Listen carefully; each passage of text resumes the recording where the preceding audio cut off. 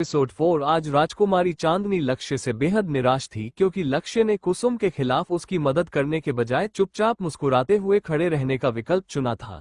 वह लक्ष्य की ओर देखते हुए कुछ सोचने लगी और अचानक ही बोल पड़ी, लक्ष्य, मैं तुम्हें एक जरूरी बात सिखाना भूल गई थी। तुम्हारा ध्यान हर वक्त मुझ पर ही रहता है। तुम्हें ऐसा नहीं करना चाहिए। जब मैं अकेली रहूं तब तुम मुझे देख सकते हो, लेकिन अगर कोई मेरे सामने आए तो तुम्हें थोड़ा ध्यान उस पर देना चाहिए और थोड़ा मुझ पर। तुम्हें बिल्कुल सामान्य इंसानों की तरह प्रतिक्रिया देने की कोशिश करनी चाहिए। राजकुमारी चांदनी की बात सुनकर लक्ष्य बस अपने सिर को हाँ में हिला देता है। राजकुमारी चांदनी आगे कहती है, हम इंसान जब किसी से बात करते हैं तो हमारी नजरें उसकी तरफ भी जाती हैं। मैंने नोटिस किया है कि तुम चाहे जो भी बात कहो, तुम्हारी नजरें हर वक्त मुझ पर ही टिकी रहती हैं। तुम्हारी इन्हीं आदतों की वजह से किसी दिन सबको तुम पर शक हो सकता है। एक और बात, जब भी मैं तुम्हें अपने अंगूठे से इशारा करूं, तब तुम्हें सामने वाले इंसान को जवाब देना होगा। तुम मेरे अलावा किसी से बात नहीं कर सकते, लेकिन जब भी मैं तुम्हें अपना अंगूठा दिखाऊंगी तब तुम्हें सामने वाले इंसान से बात करनी होगी। इसके बाद राजकुमारी चांदनी मन ही मन सोचने लगी, वो युवराज यश प्रताप सिंह हर वक्त मेरे लक्ष्य से बात करने की कोशिश में लगा रहता है, और मेरा भोला सा लक्ष्य कुछ समझता ही नहीं है।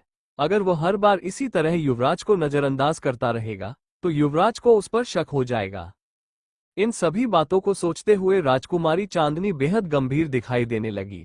थोड़ी थोड़ी बातें और समझाने के बाद अचानक ही उसे याद आया कि उसे कुसुम के साथ तलवारबाजी की प्रतियोगिता में जीत हासिल करनी थी। वो थोड़ा परेशान होते हुए लक्ष्य से बोल उठी, लक्ष्य, मुझे तलवारबाजी सीखनी है, क्या तुम मेरी इसमें मदद कर सकते हो? लक्ष्य ने अपने चेहरे पर हल्की मुस्कान लाते हुए जवाब दिया, जी मास्टर, मैं आपको दो लोगों के बीच की तलवारबाजी की लड़ाई को स्लो मोशन में दिखा सकता हूं। इतना कहकर लक्ष्य ने अपनी आंखों से हल्की रोशनी छोड़ी और देखते ही देखते राजकुमारी चांदनी के सामने दो इंसान प्रकट हो गए, जिनके हाथों में तलवारें थीं। लक्ष्य एक होलोग्राफिक वीडियो के माध्यम से उसे तलवारबाजी दिखा रहा था। राजकुमारी चांदनी बहुत ध्यान से उन होलोग्राफिक योद्धाओं की लड़ाई को देखने लगी। लक्ष्य ने इसे स्लो मोशन में चला दिया ताकि वह इसे अच्छे से समझ सके। जैसे जैसे वो उन दोनों को लड़ते हुए देख रही थी, वैसे वैसे उसे चीजें समझ में आने लगी। उसके पास ज्यादा समय नहीं था, किसी भी तरह उसे 3 दिनों के भीतर तलवारबाजी सीखनी थी। राजकुमारी चांदनी तेजी से अपने कक्ष से बाहर निकली और युवराज यश प्रताप सिंह के पास जा पहुंची, जो उस समय तलवारबाजी का अभ्यास कर रहे थे। मैदान में पहुंचते ही राजकुमारी चांदनी ने अपनी चमकती हुई आंखों से युवराज को देखा। युवराज ने इस वक्त ऊपर से कुछ भी नहीं पहना हुआ था। वह अपनी तलवार से लगातार सामने खड़े सैनिक पर प्रहार कर रहे थे, जबकि सैनिक खुद को बचाने की कोशिश कर रहा था। राजकुमारी चांदनी ने देखा कि युवराज के हर वार बेहद सटीक थे। वो उसकी ओर बढ़ने लगी। वहीं दूसरी तरफ भले ही युवराज तलवारबाजी कर रहे थे, लेकिन उनके दिमाग में बस राजकुमारी चांदनी ही घूम रही थी। उनके मन में अभी थोड़ी देर पहले हुई घटना दोबारा चलने लगी। उन्हें विश्वास ही नहीं हो रहा था कि राजकुमारी चांदनी ने आज कुसुम को इतना बड़ा सबक सिखाया था, जबकि वह जानती थी कि कुसुम इस राज्य की होने वाली महारानी थी और खुद उसे तलवारबाजी नहीं आती थी। युवराज यश प्रताप सिंह राजकुमारी चांदनी के डेयरिंग नेचर को देखकर बेहद प्रभावित होते जा रहे थे। वह अभी राजकुमारी चांदनी के बारे में सोच ही रहे थे कि अगले ही पल उन्हें एहसास हुआ कि कोई उनकी ओर आ रहा था। जब उन्होंने सामने देखा तो राजकुमारी चांदनी को वहां पाकर हैरान रह गए, और सबसे बड़ी बात यह थी कि इस वक्त राजकुमारी चांदनी ने लहंगा पहना हुआ था। तलवारबाजी के अभ्यास के मैदान में राजकुमारी चांदनी को लहंगे में देखकर युवराज यश प्रताप सिंह की आंखें आश्चर्य से सिकुड़ गईं। उन्होंने थोड़ी देर के लिए सैनिक को साइड हटने के लिए कहा और फिर अपने दोनों हाथ बांधकर राजकुमारी चांदनी को अजीब नजरों से देखने लगे। हालांकि उन्होंने सुबह ही राजकुमारी चांदनी और कुसुम की बातचीत सुनी थी, जिससे उन्हें पता था कि इस वक्त राजकुमारी चांदनी गुस्से में थी। उन्हें यह भी अच्छी तरह समझ आ रहा था कि वह तलवारबाजी सीखने के लिए कितनी ज्यादा उत्सुक थी। राजकुमारी चांदनी तेजी से वहां पहुंची और युवराज यश प्रताप सिंह को पूरी तरह नजरअंदाज करते हुए सीधे सैनिक की ओर देखकर बोली, आओ और मुझसे लड़ो। राजकुमारी चांदनी की बात सुनकर युवराज और सैनिक दोनों ही हैरानी से बोले, क्या? उसी क्षण राजकुमारी चांदनी को एहसास हुआ कि उसने क्या कह दिया था। वह अपनी बात संभालते हुए बोली, मेरा मतलब था कि मैंने थोड़ी बहुत तलवारबाजी सीखी है, इसलिए आओ और मुझसे लड़ाई करो। राजकुमारी चांदनी की बात सुनकर पहले तो सैनिक और युवराज दोनों ही चौंक गए, लेकिन फिर सैनिक तुरंत ही मना करते हुए बोला, हमें क्षमा करें राजकुमारी, किंतु हम ऐसा घोर पाप नहीं कर सकते। आप इस राज्य की राजकुमारी है और हमारे लिए देवी समान है, हम आप पर प्रहार नहीं कर सकते। सैनिक की बात सुनकर राजकुमारी चांदनी की आंखें गुस्से में सिकुड़ गईं, जबकि वहीं युवराज यश प्रताप सिंह को ये देख क्रोध आने लगा। उन्हें इस बात पर गुस्सा आ रहा था कि राजकुमारी चांदनी ने मदद के लिए सैनिक की ओर हाथ बढ़ाया, न कि युवराज की ओर। युवराज ने उस सैनिक को गौर से देखा जिसने ऊपर कुछ भी नहीं पहना हुआ था, और राजकुमारी चांदनी बिना किसी झिझक के उसके सामने खड़ी थी। युवराज यश प्रताप सिंह को अब राजकुमारी चांदनी और उस सैनिक दोनों पर ही गुस्सा आने लगा। उन्होंने बिना कुछ कहे इशारों से वहां मौजूद सभी सैनिकों को मैदान छोड़ने का आदेश दे दिया। सभी सैनिकों को जाते देख राजकुमारी चांदनी समझ चुकी थी कि यह सब युवराज यश प्रताप सिंह का ही किया धरा था। गुस्से में उसने जमीन पर गिरी तलवार उठाई और युवराज यश प्रताप सिंह पर एक जोरदार वार कर दिया। लेकिन युवराज पहले से ही इस स्थिति के लिए तैयार थे। हाल के दिनों में जिस तरह से राजकुमारी चांदनी का गुस्सा बढ़ता जा रहा था, उसे देखते हुए उन्हें पहले से ही अंदाजा था कि सैनिकों को हटाने के बाद वो क्रोधित हो जाएगी। युवराज ने तुरंत ही अपने तलवार से राजकुमारी चांदनी के वार को रोक लिया। राजकुमारी चांदनी का गुस्से से लाल चेहरा देखकर युवराज को मजा आ रहा था। हर दिन उन्हें राजकुमारी चांदनी का एक नया रूप देखने को मिल रहा था। उन्होंने गंभीरता से राजकुमारी चांदनी की ओर देखते हुए कहा, क्या आप सच में हमसे युद्ध करना चाहती हैं, राजकुमारी? राजकुमारी चांदनी ने गुस्से में जवाब दिया, अगर हमारा बस चले तो हम आपको जान से मार दें, लेकिन आपको मारकर हम प्रतापगढ़ की प्रजा को अनाथ नहीं बनाना चाहते। इतना कहकर राजकुमारी चांदनी ने फिर से युवराज पर तलवार से एक जोरदार हमला कर दिया, लेकिन युवराज ने तुरंत ही अपनी गति बढ़ाई और तलवार हवा को चीरते हुए निकल गई। जैसे जैसे युवराज खुद को बचा रहे थे, वैसे वैसे राजकुमारी चांदनी का गुस्सा और बढ़ता जा रहा था। वह बार बार लगातार युवराज पर हमला कर रही थी, लेकिन युवराज को इससे कोई फर्क नहीं पड़ रहा था। उन्हें तो बस राजकुमारी चांदनी का गुस्से से चिढ़ा हुआ लाल चेहरा देखने में ही मजा आ रहा था। वो मुस्कुराते हुए राजकुमारी चांदनी को निहार रहे थे और उसके प्रहार से बचते जा रहे थे। कुछ देर तक ऐसे ही चलता रहा, लेकिन फिर अचानक राजकुमारी चांदनी थककर रुक गई। उसकी हथेलियों में दर्द होने लगा था। जाहिर सी बात थी, तलवार बहुत भारी थी और पूरी तरह धातु से बनी हुई थी। राजकुमारी चांदनी ने तो अपनी दुनिया में बड़े बड़े मशीनों और अलग अलग प्रकार के हथियारों को पकड़ा था, जिसकी वजह से उन्हें तलवार संभालने में कोई दिक्कत नहीं हो रही थी। लेकिन ये तलवार एक अलग ही प्रकार के धातु से बनी हुई थी, जिसे पकड़ते ही राजकुमारी चांदनी का हाथ तुरंत लाल पड़ गया। आखिरकार थक हार कर राजकुमारी चांदनी ने युवराज पर प्रहार करना बंद कर दिया, लेकिन वो अब भी गुस्से से उन्हें घूर रही थी। युवराज यश प्रताप सिंह मुस्कुराते हुए बोले, हमें तलवारबाजी में हराने के लिए आपको बहुत मेहनत करनी पड़ेगी, राजकुमारी, और हम तो इस बात से हैरान हैं कि आप हमें हराने के लिए हम ही से तलवारबाजी सीख रही है। इतना कहकर युवराज यश प्रताप सिंह वहां से चले गए और राजकुमारी चांदनी गुस्से से अपना पैर पटकने लगी। वहीं राजकुमारी से दूर होते ही युवराज का चेहरा भावहीन हो गया। उनकी आंखों में एक अजीब सी खतरनाक चमक आ गई। वो तेज कदमों से तहखाने की ओर बढ़ने लगे। दूसरी ओर राजकुमारी चांदनी की गैर मौजूदगी में कुसुम उनके कक्ष में छिपते छिपाते आ गई थी। आज जिस तरह से राजकुमारी चांदनी ने उसके साथ बर्ताव किया था, उसके बाद कुसुम बेहद गुस्से में थी। कुसुम ने अपने दांत पीसते हुए मन ही मन कहा, बस बहुत हो गया चांदनी, हम इतने दिनों से चुप हैं, तो आपको लगता है कि हम कमजोर पड़ गए हैं, या शायद आप भूल चुकी हैं कि पहले हम आपका क्या हाल किया करते थे। आपके तन और मन से हमारा डर खत्म हो चुका है और इसे हमें वापस से जगाना होगा। आज आपने सबके सामने हमारी बेइज्जती की है, इसका खामियाजा आपको भुगतना होगा। इतना कहकर कुसुम शैतानी हंसी हंसने लगी और अपने लहंगे के दुपट्टे में छिपाए हुए एक कागज की पुड़िया को बाहर निकाला, जिसमें सफेद रंग का अजीब सा पाउडर था। उस पाउडर को देखकर कुसुम ने उसे राजकुमारी चांदनी के बिस्तर पर पूरी तरह फैला दिया। यह कोई साधारण पाउडर नहीं था, बल्कि उसमें एक खास तरह की दवा मिली हुई थी। जैसे ही वो किसी के शरीर के संपर्क में आता, उस इंसान को अजीब सी खुजली होने लगती, और जब वो खुजलाने लगता तो मुश्किल से 1 घंटे में ही उसके शरीर पर भयानक घाव बन जाते, जिससे वो इंसान बदसूरत दिखने लगता। कुसुम को हमेशा से ही राजकुमारी चांदनी का बेदाग, खूबसूरत चेहरा पसंद नहीं था। उसे राजकुमारी चांदनी से बेहद जलन होती थी। इसी जलन के कारण आज उसने राजकुमारी का चेहरा ही बिगाड़ देने का फैसला किया था। पर बेचारी कुसुम को इस बात का जरा भी अंदाजा नहीं था कि उसने राजकुमारी चांदनी को नुकसान पहुंचाने के बारे में सोचकर कितनी बड़ी गलती कर दी थी। कुसुम चुपचाप अपना काम करके वहां से निकल गई, इस बात से अनजान कि उसकी इस हरकत को किसी ने देख लिया था। राजकुमारी चांदनी के कक्ष में हर वक्त एक छोटी सी मक्खी उड़ती रहती थी। सामान्य लोगों को वह बस एक मक्खी नजर आती, लेकिन लक्ष्य जानता था कि वह मक्खी नहीं थी। लक्ष्य अपने मुंह से 10-20 छोटी छोटी मक्खी जैसी दिखने वाली रोबोटिक कैमरे निकालकर महल में हर ओर भेज देता था। वह हर कोने पर नजर रखना चाहता था, और जहां कहीं भी राजकुमारी चांदनी की बात होती, वहां उसकी नजर सबसे पहले जाती थी।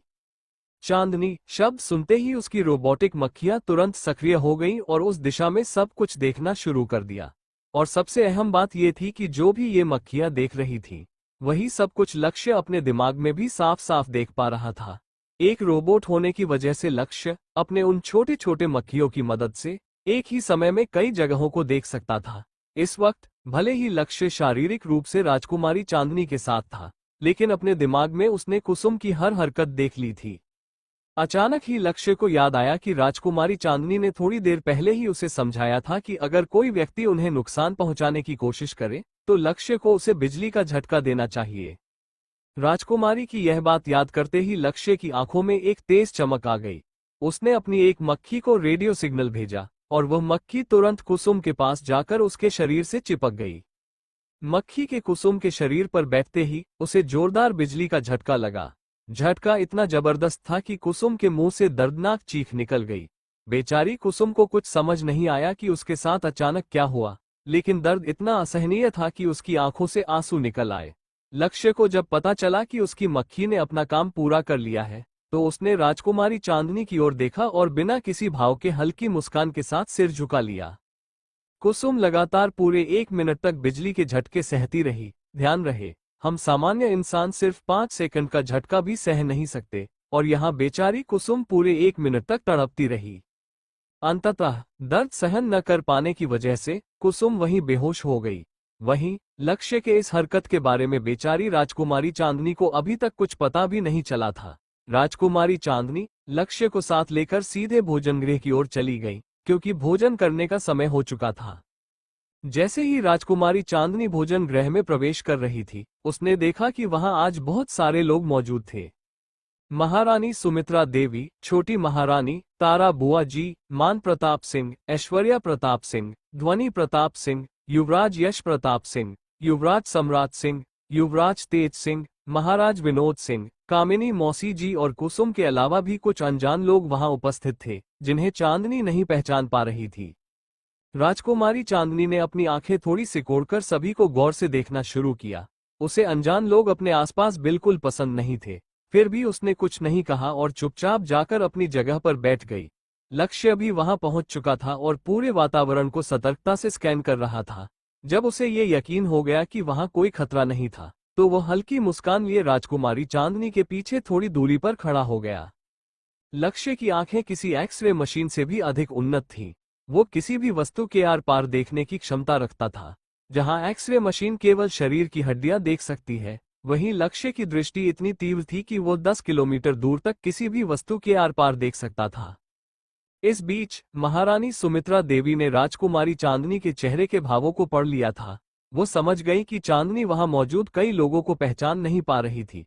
उन्होंने चांदनी को परिचित कराते हुए कहा, बेटा, इनसे मिलिए, ये युवराज तेज की माँ चंद्रलता देवी है। जब चांदनी को ये पता चला कि सामने बैठी महिला युवराज सम्राट सिंह उर्फ सार्थक की माँ थी, तो उसके चेहरे पर हल्की मुस्कान आ गई। वह तुरंत अपनी जगह से उठी, उनके पास गई और उनके पैर छूकर प्रणाम किया। महारानी चंद्रलता भी राजकुमारी चांदनी को देखकर प्रसन्न हो गई। उन्होंने आशीर्वाद देते हुए कहा, सदैव सुखी रहो, भगवान तुम्हारी जिंदगी को खुशियों से भर दे। इसके बाद राजकुमारी चांदनी ने महारानी सुमित्रा देवी की ओर देखा, तब उन्होंने आगे कहा, इनसे मिलो, ये हमारी बहन सीता देवी है। चांदनी उनके पास भी गई और उनके चरण स्पर्श किए। सीता देवी ने भी उसे आशीर्वाद दिया। इसी तरह महारानी सुमित्रा देवी ने राजकुमारी चांदनी को युवराज तेज सिंह के कुछ चचेरे भाइयों से भी मिलवाया। इसके बाद सभी लोग आनंदपूर्वक भोजन करने लगे। कुछ समय बाद इस समय राजकुमारी चांदनी, राजकुमारी ऐश्वर्या, युवराज सम्राट सिंह और लक्ष्य एक बगीचे में बैठे हुए थे। तभी राजकुमारी ऐश्वर्या ने कहा, चांदनी, कल से गुलाब के विवाह की रस्में शुरू हो जाएंगी और हमें उन रस्मों में 4 चांद लगाना है। लक्ष्य अब भी चुपचाप हल्की मुस्कान के साथ खड़ा था, लेकिन तभी सार्थक बोल पड़ा, आप कैसी बातें कर रही हैं, राजकुमारी? क्या इस दुनिया में सच में 4 चांद उगते हैं? सार्थक की बात सुनकर राजकुमारी चांदनी ने अपना सिर पकड़ लिया, जबकि राजकुमारी ऐश्वर्या उलझन में पड़ गई। उन्होंने संदेह भरे स्वर में युवराज सम्राट से पूछा, सम्राट जी, आपके कहने का क्या मतलब है? क्या आप किसी और दुनिया से आए हैं? युवराज सम्राट सिंह को तुरंत अपनी गलती का एहसास हो गया कि उन्होंने जोश में कुछ गलत बोल दिया था। बात संभालते हुए राजकुमारी चांदनी ने मजाक में युवराज सम्राट सिंह के कंधे पर हल्की सी थपकी दी और मुस्कुराते हुए कहा, सम्राट, आप बहुत मजाकिया है। चांदनी की बात सुनकर राजकुमारी ऐश्वर्या को भी यही लगा कि युवराज सम्राट केवल मजाक कर रहे थे, क्योंकि वो दूसरी दुनिया जैसी किसी भी बात पर विश्वास नहीं करती थी। इसके बाद राजकुमारी चांदनी ने युवराज सम्राट से कहा, सम्राट जी, हमारा मतलब ये था कि बड़े लोग अपनी रस्मों के चक्कर में हम जैसे मासूम बच्चों को पकाते रहते हैं। चांदनी की बात को आगे बढ़ाते हुए राजकुमारी ऐश्वर्या ने कहा, हमें वहां कुछ ऐसा करना होगा जिससे सभी का मन लगा रहे। आखिर ये हमारे गुलाब का विवाह है, हमें संगीत और नृत्य से महफिल में रंग जमाना होगा। अब जाकर युवराज सम्राट को सारी बात समझ में आई, लेकिन एक समस्या अभी भी बनी हुई थी। उन्होंने चांदनी से कहा, ना हमें संगीत आता है, ना नृत्य, फिर हम वहां क्या करने वाले हैं? तीनों आपस में कुछ देर चर्चा करने लगे और एक योजना बनाने लगे। लक्ष्य अब भी चुपचाप साइड में खड़ा था, उसे इन बातों से कोई लेना देना नहीं था। वो तभी सक्रिय होता था जब उसके कानों में चांदनी शब्द पड़ता था या फिर चांदनी की आवाज सुनाई देती थी। चांदनी ने सोच लिया था कि वो अपने जमाने के कुछ पुराने गाने चुनकर उन पर नृत्य सीखेगी और राजकुमारी ऐश्वर्या को भी सिखाएगी। वो राजकुमारी ऐश्वर्या के सामने अपना कोई भी गैजेट नहीं ला सकती थी, इसलिए उसने निर्णय लिया कि वो पहले खुद ही सीखेगी और फिर ऐश्वर्या को नृत्य सिखाएगी। वैसे भी नृत्य अभ्यास के समय तो वो गाने स्पीकर पर ही बजवाएगी। युवराज सम्राट भी राजकुमारी चांदनी की इस योजना को अच्छे से समझ चुका था। बातें करते करते तीनों महल के दूसरे हिस्से में पहुंच गए और वहीं पर थोड़ी बहुत अभ्यास करने लगे। राजकुमारी ऐश्वर्या को राजकुमारी चांदनी द्वारा चुने गए गीतों के बोल बहुत पसंद आ रहे थे और चांदनी को भी ऐश्वर्या की इस गलतफहमी को दूर करने में कोई रुचि नहीं थी। जिस प्रकार हम लोग 2024 में रहकर भी 90 के दशक के गानों को पसंद करते हैं, उसी तरह चांदनी को भी पुराने गाने पसंद थे, क्योंकि उसे उस समय के गायकों की आवाज बेहद मधुर लगती थी। तीनों नृत्य के लिए अच्छी खासी अभ्यास करने लगे। वे तो जैसे भूल ही गए थे कि अब रात हो चुकी थी और उन्हें सोना भी था। थोड़ी ही देर में लक्ष्य वहां आया और राजकुमारी चांदनी का हाथ पकड़कर उसे खींचकर ले जाने लगा। लक्ष्य की इस हरकत पर युवराज सम्राट को कोई आश्चर्य नहीं हुआ, लेकिन राजकुमारी ऐश्वर्या हैरान रह गई।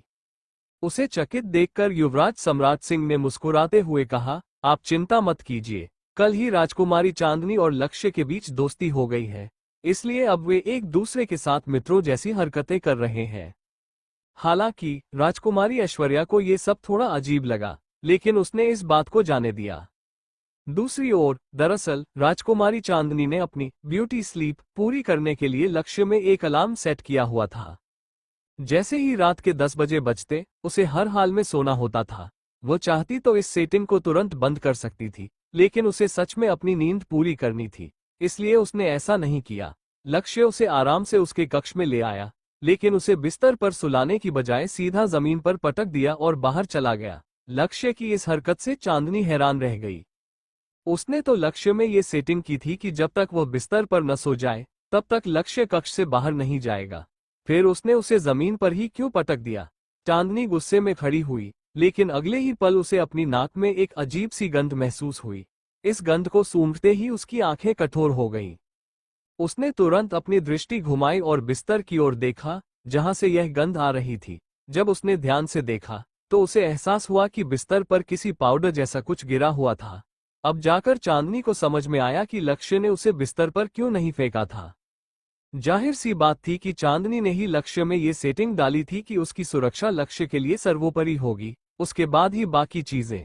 उसे ये भी समझ आ गया कि जिसने भी यह किया था, लक्ष्य उसके बारे में जानता होगा और संभवतः उसे सबक भी सिखा चुका होगा। आखिरकार चांदनी ने ही लक्ष्य में ऐसे ऐसे उन्नत फीचर्स डाले थे। कुछ समय पहले ही कुसुम को होश आ चुका था और उसने खुद को राजकुमारी चांदनी के कक्ष में देखकर घबराते हुए वहां से निकलने का निर्णय लिया था। लेकिन सच कहें तो आजकल कुसुम को राजकुमारी चांदनी से हल्का हल्का डर लगने लगा था। राजकुमारी चांदनी का व्यवहार अब पहले जैसा नहीं रहा था। वो कुछ अलग ही तरीके से बर्ताव कर रही थी और यही बदलाव कुसुम को बेचैन कर रहा था। चांदनी ने अपने बिस्तर की चादर बदली, फिर अपने भारी लहंगे को उतारकर एक ओर फेंका और गहरी नींद में सो गई। वहीं दूसरी तरफ महारानी सुमित्रा देवी का कक्ष। इस वक्त महारानी सुमित्रा देवी खिड़की के पास खड़ी होकर चांद को देख रही थी। उनके चेहरे पर कोई भाव नहीं थे। ऐसा लग रहा था जैसे वो किसी गहरे विचार में डूबी हुई थी। आसमान की ओर देखते हुए उन्होंने कहा, हम जानते हैं चांद कि तुम्हें ये भी याद नहीं होगा कि 2 दिन बाद तुम्हारा जन्मदिन है और जब तुम 18 वर्ष की हो जाओगी तब तुम्हारे साथ बहुत कुछ होने वाला है। हमने तुम्हें सबसे छुपाकर यहाँ तक पहुँचा दिया है, लेकिन फिर भी तुम पूरी तरह सुरक्षित नहीं हो। तुम्हारी असली पहचान और असली अस्तित्व के बारे में सिर्फ हम और महाराज ही जानते हैं, यहाँ तक कि तुम खुद भी नहीं। ऐसी स्थिति में हमें समझ नहीं आ रहा कि तुम्हारी सुरक्षा कैसे करें। हमें कहीं ना कहीं यह उम्मीद है कि वे लोग अच्छाई का ढोंग करते हुए राजकुमारी ध्वनि के विवाह में जरूर आएंगे, लेकिन उनका असली निशाना तुम होगी। ये सब कहते हुए महारानी के चेहरे पर अजीब से भाव थे। उन्हें देखकर ऐसा लग रहा था जैसे वह राजकुमारी चांदनी के बारे में बहुत कुछ जानती थी, शायद इतना जितना खुद राजकुमारी चांदनी भी नहीं जानती थी। अगली सुबह राजकुमारी चांदनी का कक्ष आज तैयार होकर राजकुमारी चांदनी ने एक बेहद खूबसूरत पोशाक पहनी थी। आईने में खुद को देखकर वो दंग रह गई। वो सच में बेहद खूबसूरत लग रही थी। अपनी खूबसूरती देखकर वो एक साथ हैरान भी थी और खुश भी। अचानक उसके मन में कुसुम को जलाने का ख्याल आया। वो जानती थी कि कुसुम उसकी खूबसूरती से जलती है, इसीलिए वो इत्मीनान से अपने कक्ष से बाहर निकल गई ताकि कुसुम को जलता हुआ देख सके। वहीं दूसरी तरफ जैसे जैसे दिन बीत रहे थे, युवराज यश प्रताप सिंह की चिंता बढ़ती जा रही थी। उन्हें कुसुम बिल्कुल पसंद नहीं थी और उनका मन कुसुम से विवाह करने का नहीं था। वह अभी अपने विचारों में ही डूबे थे कि तभी वहां छोटे युवराज मान प्रताप सिंह आ गए। मान ने युवराज को परेशान देखकर पूछा, क्या हुआ भाई? क्या चांदनी ने आपको फिर से परेशान कर दिया? चांदनी का नाम सुनते ही युवराज यश प्रताप सिंह की धड़कनें तेज हो गईं। उन्होंने झेपते हुए कहा, नहीं, ऐसी कोई बात नहीं है।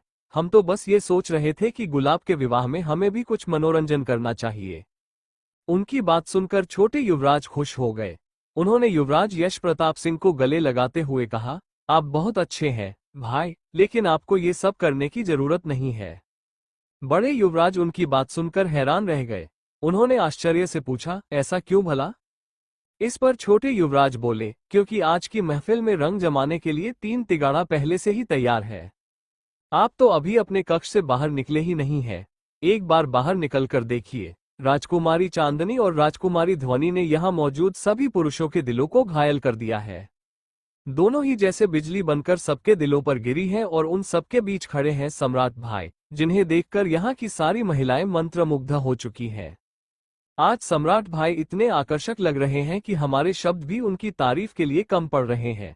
भाई, जल्दी बाहर चलिए, आप भी उन्हें देखिए। मान प्रताप सिंह की यह बात सुनकर युवराज यश प्रताप सिंह का चेहरा उतर गया। उन्हें युवराज सम्राट सिंह की तारीफ सुनना बिल्कुल भी पसंद नहीं आ रहा था। उन्होंने आईने के पास जाकर खुद को देखा, वह भी कम आकर्षक नहीं थे। फिर मान ने आज युवराज सम्राट सिंह की इतनी तारीफ क्यों की?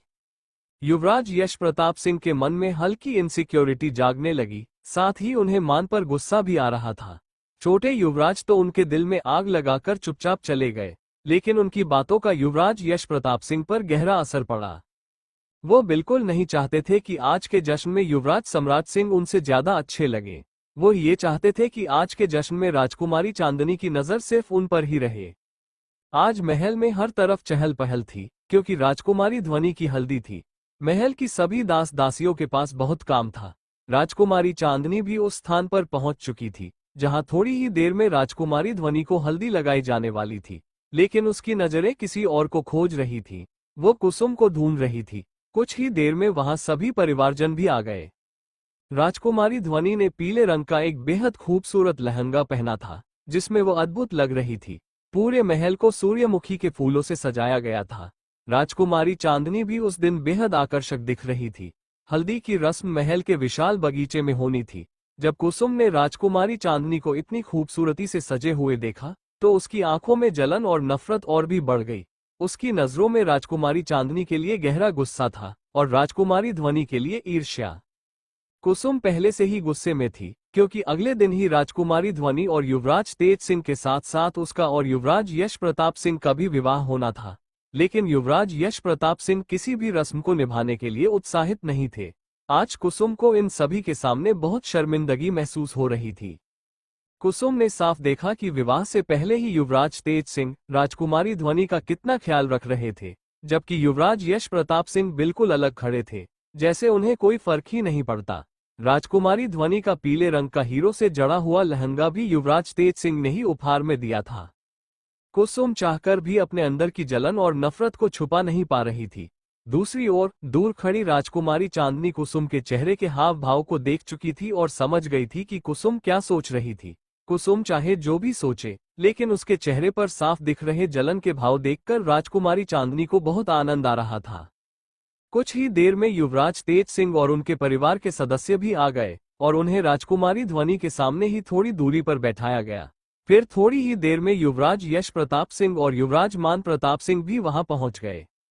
जैसे ही युवराज यश प्रताप सिंह महल में आए, उनकी नजरें सबसे पहले राजकुमारी चांदनी को खोजने लगी। कुछ ही क्षणों में उनकी नजरें राजकुमारी चांदनी पर जा टिकी और उसके वस्त्रों को देखकर वे एक बार फिर चौंक गए। युवराज यश प्रताप सिंह ये समझ ही नहीं पा रहे थे कि आखिर राजकुमारी चांदनी के पास ऐसे वस्त्र आ कहां से रहे थे, पर बात चाहे जो भी हो, उनकी नजरें आज राजकुमारी चांदनी से हट ही नहीं रही थीं। वे अपनी नशीली आंखों से उसे ऊपर से नीचे तक निहारते रहे। थोड़ी ही देर में हल्दी की रस्म शुरू हुई और सभी ने युवराज तेज सिंह को हल्दी लगानी शुरू कर दी। आसपास अजीब अजीब से गीत बजने लगे। वहां के संगीतकारों के ढोल बजाने के तरीके से राजकुमारी चांदनी के कानों में दर्द होने लगा और वहां की महिलाओं का बेसुरा गायन तो और भी असहनीय था। बेचारी राजकुमारी चांदनी समझ ही नहीं पा रही थी कि इस माहौल को बेहतर बनाने के लिए क्या किया जाए। तभी अचानक युवराज सम्राट सिंह ने एक भव्य एंट्री ली। उन्होंने आज बिल्कुल वैसा ही लुक लिया था जैसा बोले चूड़ियां गाने में शाहरुख खान का था। वहां मौजूद लड़कियों की नजरें बस उन्हीं पर टिक गईं। यहां तक कि एक पल के लिए तो राजकुमारी चांदनी भी उन्हें टकटकी लगाकर देखती रह गई। राजकुमारी ऐश्वर्या की भी नजरें युवराज सम्राट सिंह से हटने का नाम ही नहीं ले रही थी। अचानक वहां संगीत बज उठा। सबकी नजरें युवराज सम्राट सिंह के पीछे खड़े उन 10 संगीतकारों पर चली गईं, जिनके हाथों में अलग अलग प्रकार के वाद्य यंत्र थे। सबको यही लगा कि ये सभी संगीतकार यहाँ विशेष रूप से बुलाए गए थे, लेकिन असली रहस्य कुछ और था। इस बार युवराज सम्राट सिंह के कपड़ों के अंदर उनकी जेब में एक छोटा स्पीकर छिपा हुआ था। सभी की निगाहें युवराज सम्राट सिंह की ओर थीं, जो डांस के पोज में आ चुके थे। उधर राजकुमारी चांदनी युवराज तेज सिंह की उतरी हुई हल्दी लेकर राजकुमारी ध्वनि के पास चली गई और अब राजकुमारी ध्वनि को हल्दी लगाने की रस्म शुरू हो चुकी थी। बन्नों की मेहंदी क्या कहना, बन्नों का जोड़ा क्या कहना। बन्नों लगे हैं फूलों का गहना, बन्नों की आंखें कजरारी, बन्नों लगे सबसे प्यारी। बन्नों पर जाऊं मैं वारी वारी। तभी युवराज सम्राट सिंह अपने पीछे खड़े 2 चमचों के साथ नाचने लगे। उन्होंने सबसे पहले राजकुमारी चांदनी की ओर इशारा किया और आंख मारते हुए गाना शुरू कर दिया। बन्नों की सहेली रेशम की डोरी छुप छुप के शर्माए, देखे चोरी चोरी। वहां मौजूद सभी लोगों को समझ में आ गया कि युवराज सम्राट सिंह का इशारा राजकुमारी चांदनी की ओर था। जैसे ही यह बात युवराज यश प्रताप सिंह ने नोटिस की, उनका गुस्सा बढ़ गया और उनकी मुठियां कसने लगी। वहीं राजकुमारी चांदनी के चेहरे पर एक बड़ी सी मुस्कान आ गई और वह युवराज सम्राट सिंह को देखकर मुस्कुरा उठी। युवराज सम्राट सिंह अब ठीक वैसे ही डांस स्टेप कर रहे थे जैसा उन्होंने राजकुमारी चांदनी और राजकुमारी ऐश्वर्या के साथ सीखा था। इस समय वे बहुत ही जोश में थे और उनके चेहरे पर एक शरारती मुस्कान थी। ये माने या ना माने, मैं तो इस पे मर गया। ये लड़की, हाय अल्लाह, हाय हाय रे अल्लाह। ये लड़की, हाय अल्लाह, हाय हाय रे अल्लाह। अब राजकुमारी चांदनी और राजकुमारी ऐश्वर्या उनके सामने आ गईं और उनके दोनों कंधों को हल्का सा धक्का देते हुए गाने लगी। बाबुल की गलियां ना छोड़ के जाना पागल दीवाना, इसको समझाना। दोनों डांस करते हुए इस तरह एक्टिंग कर रही थी जैसे युवराज सम्राट सिंह उन्हें बहुत परेशान करते हों। देखो जी, देखो, ये तो मेरे पीछे पड़ गया ये लड़का, हाय अल्लाह, हाय हाय रे अल्लाह। ये लड़का, हाय अल्लाह, हाय हाय रे अल्लाह। डांस करते करते अचानक ही राजकुमारी चांदनी को याद आया कि यहाँ सेंटर ऑफ अट्रैक्शन उसे नहीं बल्कि राजकुमारी ध्वनि को होना चाहिए। इसी बीच युवराज सम्राट सिंह की नजर युवराज तेज सिंह पर चली गई, जो चेहरे पर हल्की सी शरारती मुस्कान लिए राजकुमारी ध्वनि को देख रहे थे। राजकुमारी ऐश्वर्या ने भी नोटिस कर लिया कि राजकुमारी ध्वनि हल्का हल्का शर्मा रही थी। फिर वे तीनों राजकुमारी ध्वनि और युवराज तेज सिंह को छेड़ने के लिए उनके पास चले गए। युवराज सम्राट सिंह युवराज तेज सिंह के पास जाकर बैठ गए और राजकुमारी चांदनी व राजकुमारी ऐश्वर्या राजकुमारी ध्वनि के पास जा बैठी। इसके बाद युवराज सम्राट सिंह ने अपने कंधे से युवराज तेज सिंह को हल्का सा टक्कर मारी और राजकुमारी ध्वनि की ओर इशारा करते हुए गाने लगे। लब कहे ना कहें, बोलती है नजर प्यार नहीं छुपता यार छुपाने से। राजकुमारी चांदनी भी यह पंक्ति दोहराते हुए राजकुमारी ध्वनि को छेड़ने लगी। प्यार नहीं छुपता यार छुपाने से। अब राजकुमारी ऐश्वर्या राजकुमारी ध्वनि को बचाने के लिए गाने लगी। हाँ, रूप घूंघट में हो तो सुहाना लगे, बात नहीं बनती यार बताने से। इसके बाद युवराज सम्राट सिंह वापस अपनी जगह पर खड़े हो गए और डांस करते हुए गाने लगे। ये दिल की बातें दिल ही जाने या जाने खुदा, ये लड़की, हाय अल्लाह, हाय हाय रे अल्लाह। अब राजकुमारी ऐश्वर्या और राजकुमारी चांदनी भी युवराज सम्राट सिंह के पास आ गईं और उनके साथ डांस करने लगी। ये लड़का, हाय अल्लाह, हाय हाय रे अल्लाह। इन तीनों की शरारती हरकतें देखकर वहां मौजूद सभी लोगों के चेहरे पर बड़ी सी मुस्कान आ गई, लेकिन राजकुमारी ध्वनि को बहुत शर्म आ रही थी। वहीं कुसुम और कामिनी जी गुस्से में राजकुमारी चांदनी को घूर रही थी, और इस वक्त सबसे ज्यादा नाराज कोई था तो वो युवराज यश प्रताप सिंह थे। उन्हें युवराज सम्राट सिंह का राजकुमारी चांदनी के इतने करीब होकर डांस करना बिल्कुल भी अच्छा नहीं लग रहा था। हालांकि बाकी सभी को तीनों का आपस में इतना अच्छा डांस देखकर कोई आपत्ति नहीं थी, क्योंकि दूल्हे की सालियों और दुल्हन के देवर के बीच ऐसा हंसी मजाक भरा रिश्ता तो होता ही है। सब आपस में मिलकर एक दूसरे को छेड़ते रहते थे। इसीलिए तो राजकुमारी चांदनी का युवराज सम्राट सिंह के आसपास रहना किसी को बुरा नहीं लग रहा था। सबको ऐसा लग रहा था जैसे दोनों आपस में मिलकर शादी में कोई बहुत बड़ा सरप्राइज देना चाह रहे थे, जिसकी प्लानिंग वे कर रहे थे। उधर युवराज सम्राट सिंह ने राजकुमारी ऐश्वर्या का हाथ पकड़ लिया। उनकी इस हरकत से राजकुमारी ऐश्वर्या का दिल जोरों से धड़कने लगा, लेकिन फिर भी उन्होंने मुंह बनाते हुए अपना हाथ छुड़ा लिया और गाने लगी। मांगने से कभी हाथ मिलता नहीं, जोड़ियां बनती हैं पहले से सबकी। अब राजकुमारी चांदनी ने युवराज सम्राट सिंह के कान पकड़ लिए और अपनी बहन को छेड़ने की सजा देते हुए गाया। जोड़ियां बनती हैं पहले से सबकी, लेकिन इस बार युवराज सम्राट सिंह ने राजकुमारी चांदनी का ही हाथ पकड़ लिया और उन्हें अपने करीब खींचते हुए गाने लगे। हो लेके बारात घर तेरे आऊंगा मैं, मेरी नहीं ये तो मर्जी है रब की। राजकुमारी ऐश्वर्या और राजकुमारी चांदनी दोनों ने ही मुंह बनाते हुए युवराज सम्राट सिंह को धक्का दे दिया और फिर खुद डांस करते हुए गाने लगी। अरे जा रे जा, यूं झूठी मूठी बातें ना बना, ये लड़का, हाय अल्लाह, हाय हाय रे अल्लाह। ये लड़का, हाय अल्लाह, हाय हाय रे अल्लाह। एक बार फिर युवराज सम्राट सिंह खड़े हो गए और दोनों लड़कियों को दोनों तरफ हटाकर डांस करते हुए गाने लगे। बन्नों की सहेली रेशम की डोरी छुप छुप के शर्माए देखे चोरी चोरी। लेकिन इस बार युवराज सम्राट सिंह की नजर राजकुमारी ध्वनि पर थी, जो बेवजह नहीं शर्मा रही थी, बल्कि युवराज तेज सिंह उन्हें अपनी आंखों से ही छेड़ रहे थे।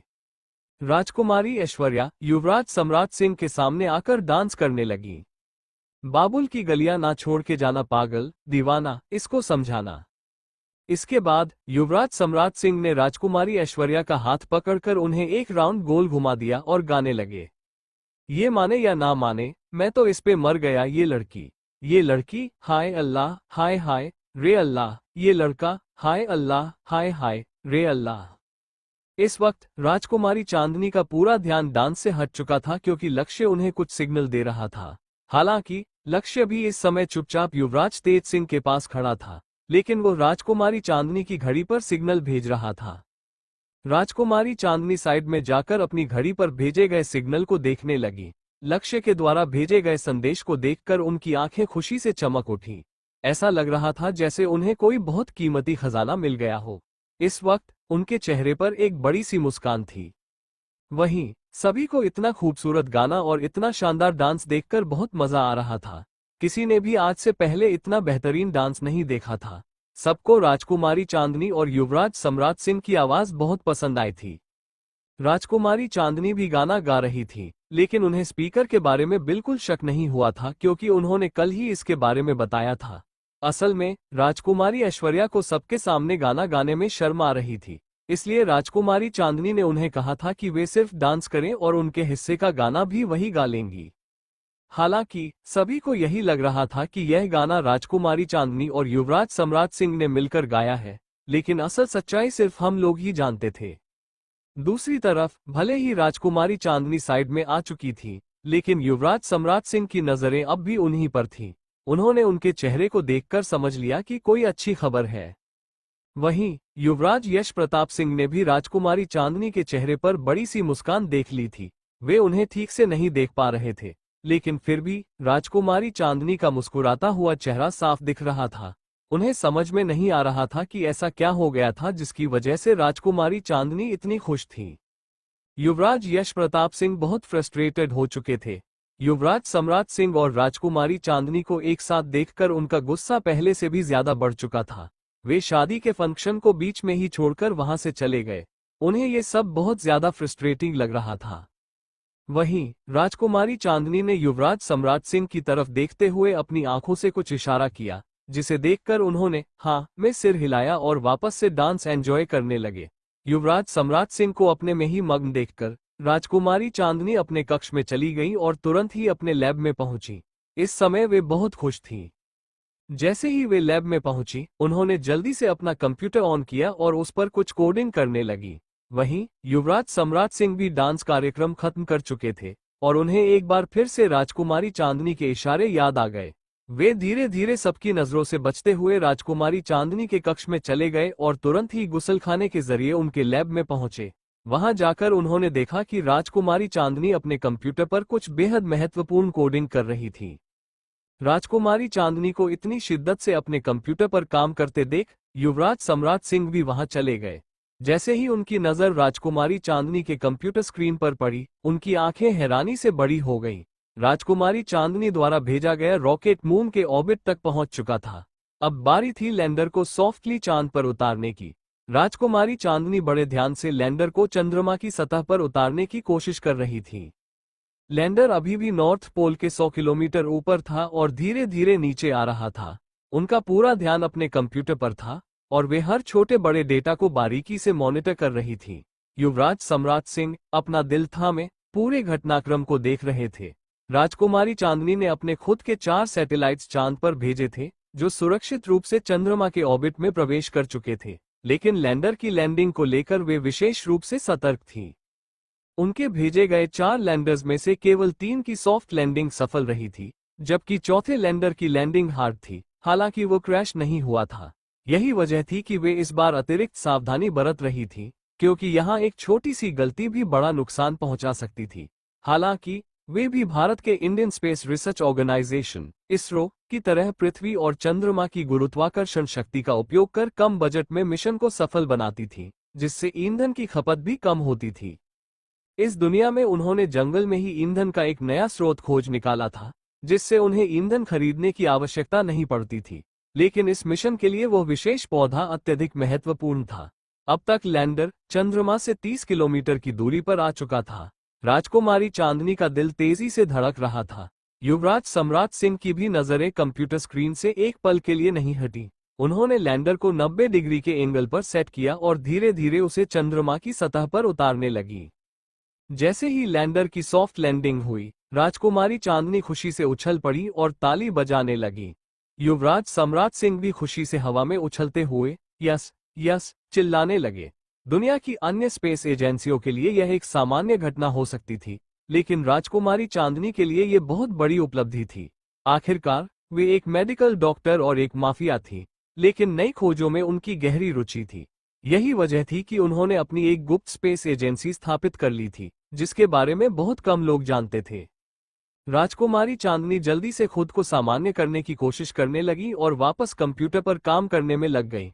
उनका कंप्यूटर कोई साधारण मशीन नहीं थी, बल्कि एक सुपर कंप्यूटर था, कुछ वैसा ही जैसा भारत में परम नामक सुपर कंप्यूटर मौजूद है। लेकिन खास बात यह थी कि उन्होंने अपना सुपर कंप्यूटर खुद डिजाइन किया था, जिसके बारे में केवल वे और उनकी टीम ही जानते थे। लैंडर के सफलतापूर्वक उतरते ही उसके अंदर से एक छोटा और प्यारा सा रोबोट बाहर निकला।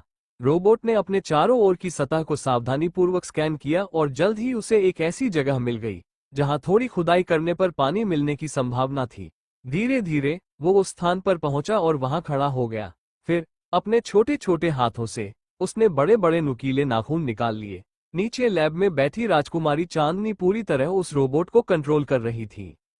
वहां खड़े लक्ष्य और युवराज सम्राट सिंह उनकी हर हरकत को बड़े ध्यान से देख रहे थे। रोबोट ने अपने नुकीले नाखूनों से चंद्रमा की सतह पर एक बड़ा खरोंच बना दिया और फिर अपने दूसरे हाथ से कुछ बीज निकालकर वहां डाल दिए। बीज डालने के बाद वो रोबोट तुरंत ही उसे अच्छी तरह से कवर कर देता और अपने पेट में लगे टैंकर के जरिए उसमें थोड़ा पानी डाल देता। इसके बाद वो छोटा सा रोबोट अपने अंदर से एक पतला पाइप निकालता और उसे जमीन के अंदर प्रविष्ट कर देता। राजकुमारी चांदनी पहले से जानती थी कि उस स्थान पर पानी मौजूद था। वे लैब में बैठकर उस पाइप को नियंत्रित करने लगी और उसे धीरे धीरे बड़ा कर दिया। कुछ ही पलों में वो पाइप चंद्रमा की सतह के 1 किलोमीटर नीचे स्थित पानी तक पहुंच गया। इसके बाद राजकुमारी चांदनी ने पाइप के अंदर कुछ सेटिंग्स की, जिससे हर 4 घंटे में पाइप से थोड़ा थोड़ा पानी गिरेगा, जो ठीक उसी स्थान पर पड़ेगा जहां रोबोट ने बीज बोया था। इतना सब करने के बाद उन्होंने आखिरकार राहत की सांस ली और तुरंत ही रोबोट को ऑफ कर दिया। अपने पौधे को सुरक्षित वापस लाने के लिए वे रोबोट की बैटरी बचाना चाहती थी। चंद्रमा के नॉर्थ पोल पर सूरज की रोशनी कुछ हद तक पड़ती थी, जिससे उस पौधे को पोषण मिलने की पूरी संभावना थी। सब कुछ सेट कर लेने के बाद राजकुमारी चांदनी मुस्कुराते हुए लक्ष्य की ओर मुड़ी और बोली, लक्ष्य, तुम्हारे दिमाग की स्टोरेज क्षमता बहुत ज्यादा है, इसलिए तुम्हें मुझे हर रात सोने से पहले मेरे प्लांट के बारे में अपडेट देना होगा। लक्ष्य हल्की मुस्कान के साथ बोला, ओके राजकुमारी जी। राजकुमारी चांदनी पहले ही उसे समझा चुकी थी कि वह उन्हें मास्टर नहीं बल्कि राजकुमारी जी कहकर बुलाए। सब कुछ ठीक हो जाने के बाद युवराज सम्राट सिंह बोले, एंजल, तुम हर केमिकल की अच्छे से पढ़ाई करो और ध्यान से एंटीडोट बनाओ। एंटीडोट के बारे में अपने सारे प्लान पहले से तैयार रखो और हर जरूरी रिसर्च कर लो, ताकि जैसे ही प्लांट आए तुम जल्दी से एंटीडोट तैयार कर सको। फिर उन्होंने गंभीर स्वर में कहा, तुम भी अच्छे से समझ रही हो कि तुम्हारी स्थिति कुछ खास अच्छी नहीं चल रही है। तभी युवराज सम्राट सिंह ने कहा, चांद, अपने ऑर्बिटर के कैमरे को ऑन करो और देखो कि यहाँ का सोलर सिस्टम कैसा है। मैं भी देखना चाहता हूँ कि इस सोलर सिस्टम में कितने ग्रह हैं और क्या यहाँ हमें कोई एलियंस मिल सकते हैं या नहीं। युवराज सम्राट सिंह की बात सुनकर लक्ष्य हल्की मुस्कान के साथ बोला, दूसरे ग्रह पर जन्मे जीव जंतु को एलियन कहा जाता है। इस हिसाब से इस वक्त हम लोग भी एलियन ही हैं, क्योंकि हम किसी दूसरे ग्रह से आए हैं। लक्ष्य की इस बात को सुनकर कुछ पलों के लिए वहां घोर सन्नाटा छा गया। राजकुमारी चांदनी और युवराज सम्राट सिंह ने इस विषय पर कभी गहराई से सोचा ही नहीं था।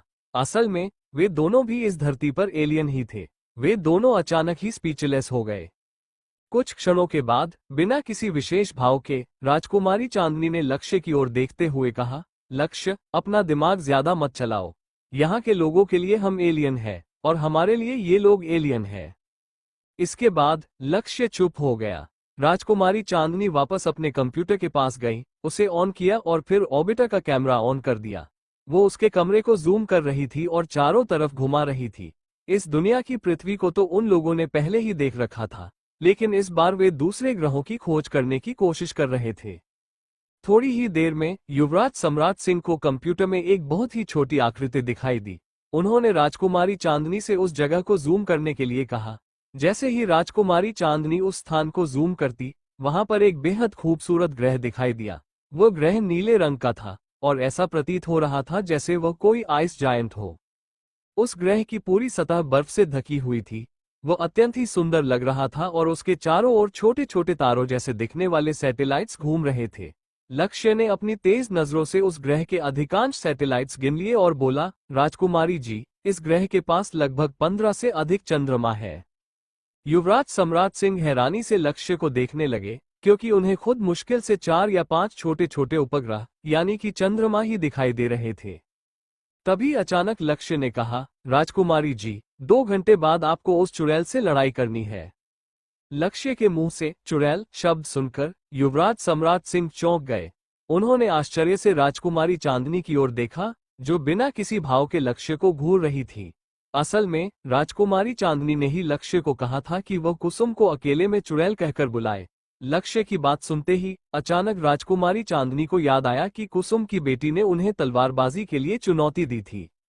राजकुमारी चांदनी ने युवराज सम्राट सिंह और लक्ष्य की मदद से कई महत्वपूर्ण चीजें सीख ली थी, लेकिन उन्हें अभी भी अभ्यास की आवश्यकता थी। राजकुमारी चांदनी जानती थी कि कोई भी लड़ाई केवल ताकत से नहीं, बल्कि दिमाग से जीती जाती है, और दिमाग की बात करें तो कुसुम मूर्खता में किसी से कम नहीं थी। राजकुमारी चांदनी को अपने आईक्यू पर पूरा भरोसा था। वो कुछ सोचते हुए सभी को साथ लेकर लैब से बाहर निकली और युवराज के कक्ष की ओर बढ़ गई। इस समय महल में सभी लोग हल्दी की रस्म के बाद राजकुमारी ध्वनि और युवराज तेज सिंह को स्नान कराने में व्यस्त थे, इसलिए अधिकतर लोग शाही स्नानगृह में थे। शाही स्नानगृह के भी दो भाग थे, एक महिलाओं के लिए और दूसरा पुरुषों के लिए। खैर, राजकुमारी चांदनी बिना किसी अनुमति के सीधे युवराज के कक्ष में दंडनाते हुए घुस गई। युवराज सम्राट सिंह भी उनके साथ अंदर चले गए। फिर लक्ष्य भी कहाँ पीछे रहने वाला था, वह भी कमरे में घुस गया। इतने सारे लोगों को एक साथ अपने कक्ष में देखकर युवराज यश प्रताप सिंह की आंखें छोटी हो गईं। उन्हें सबसे अधिक गुस्सा युवराज सम्राट सिंह पर आ रहा था, क्योंकि आज राजकुमारी चांदनी और युवराज सम्राट सिंह बहुत करीब होकर नृत्य कर रहे थे। असल में वे उतने भी पास नहीं थे, लेकिन युवराज यश प्रताप सिंह के हिसाब से वे काफी चिपक कर नृत्य कर रहे थे। राजकुमारी चांदनी ने बिना किसी भाव के कहा, हमें आपसे तलवारबाजी करनी है। उनकी बात सुनकर युवराज यश प्रताप सिंह ने अपनी आंखें सनकरी करते हुए पूछा, और आपको ऐसा क्यों लगता है कि हम आपकी मदद करेंगे? उनका ये प्रश्न सुनते ही राजकुमारी चांदनी के चेहरे पर एक टेढ़ी मुस्कान उभर आई। वो बिल्कुल निडरता के भाव से बोली, क्योंकि हम आपको आपके ही दरबार के एक ऐसे सदस्य के बारे में बताएंगे जो आपके शाही खजाने में बहुत सारी शाही मुद्राओं का घपला कर चुका है। राजकुमारी चांदनी की बात सुनकर युवराज यश प्रताप सिंह का चेहरा गंभीर हो गया।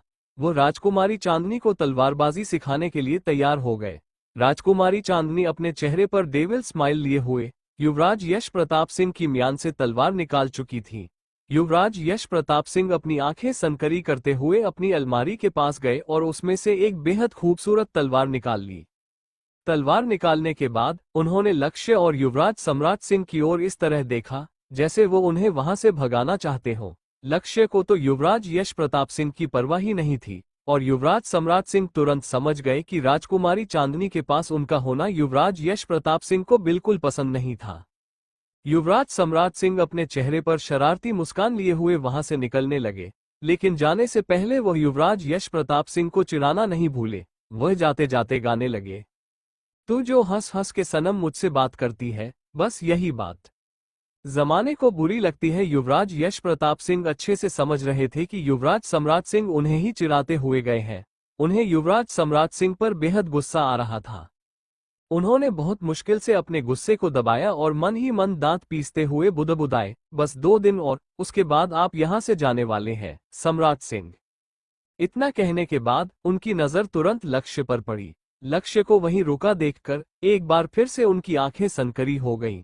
वो सुबह से ही गुस्से की आग में जल रहे थे और उनके पूरे कक्ष का तापमान मानो बहुत नीचे गिर चुका था। लेकिन लक्ष्य को इससे कोई फर्क नहीं पड़ा, क्योंकि उसे ये सब महसूस ही नहीं होता था। वहीं राजकुमारी चांदनी तो एक माफिया थी, जिसके कारण उन्हें किसी भी चीज से डर नहीं लगता था। युवराज यश प्रताप सिंह गुस्से में बौखलाते हुए बोले, राजकुमारी, क्या आप अपने इस रक्षक को इस कक्ष से बाहर भेज सकती हैं? हमारे पास होने की वजह से आप पहले से ही सुरक्षित हैं। उनकी बात सुनकर राजकुमारी चांदनी ने आइस रोल किया। इस वक्त उनके मन में सिर्फ एक ही शब्द आया, सेल्फ ऑब्सेस्ड मैन। राजकुमारी चांदनी बिना किसी भाव के बोली, वह मेरा रक्षक है, इसलिए मैं जहां रहूंगी वो वहीं रहेगा, और मुझे इस बात की खुशी है कि उसे मेरी फिक्र है। उनकी बात सुनकर युवराज यश प्रताप सिंह मन ही मन बुरी तरह झल्ला गए। जब उन्हें एहसास हुआ कि राजकुमारी चांदनी लक्ष्य को बाहर भेजने वाली नहीं है, तो उन्होंने हार मानते हुए तलवारबाजी सिखाने के लिए हामी भर दी।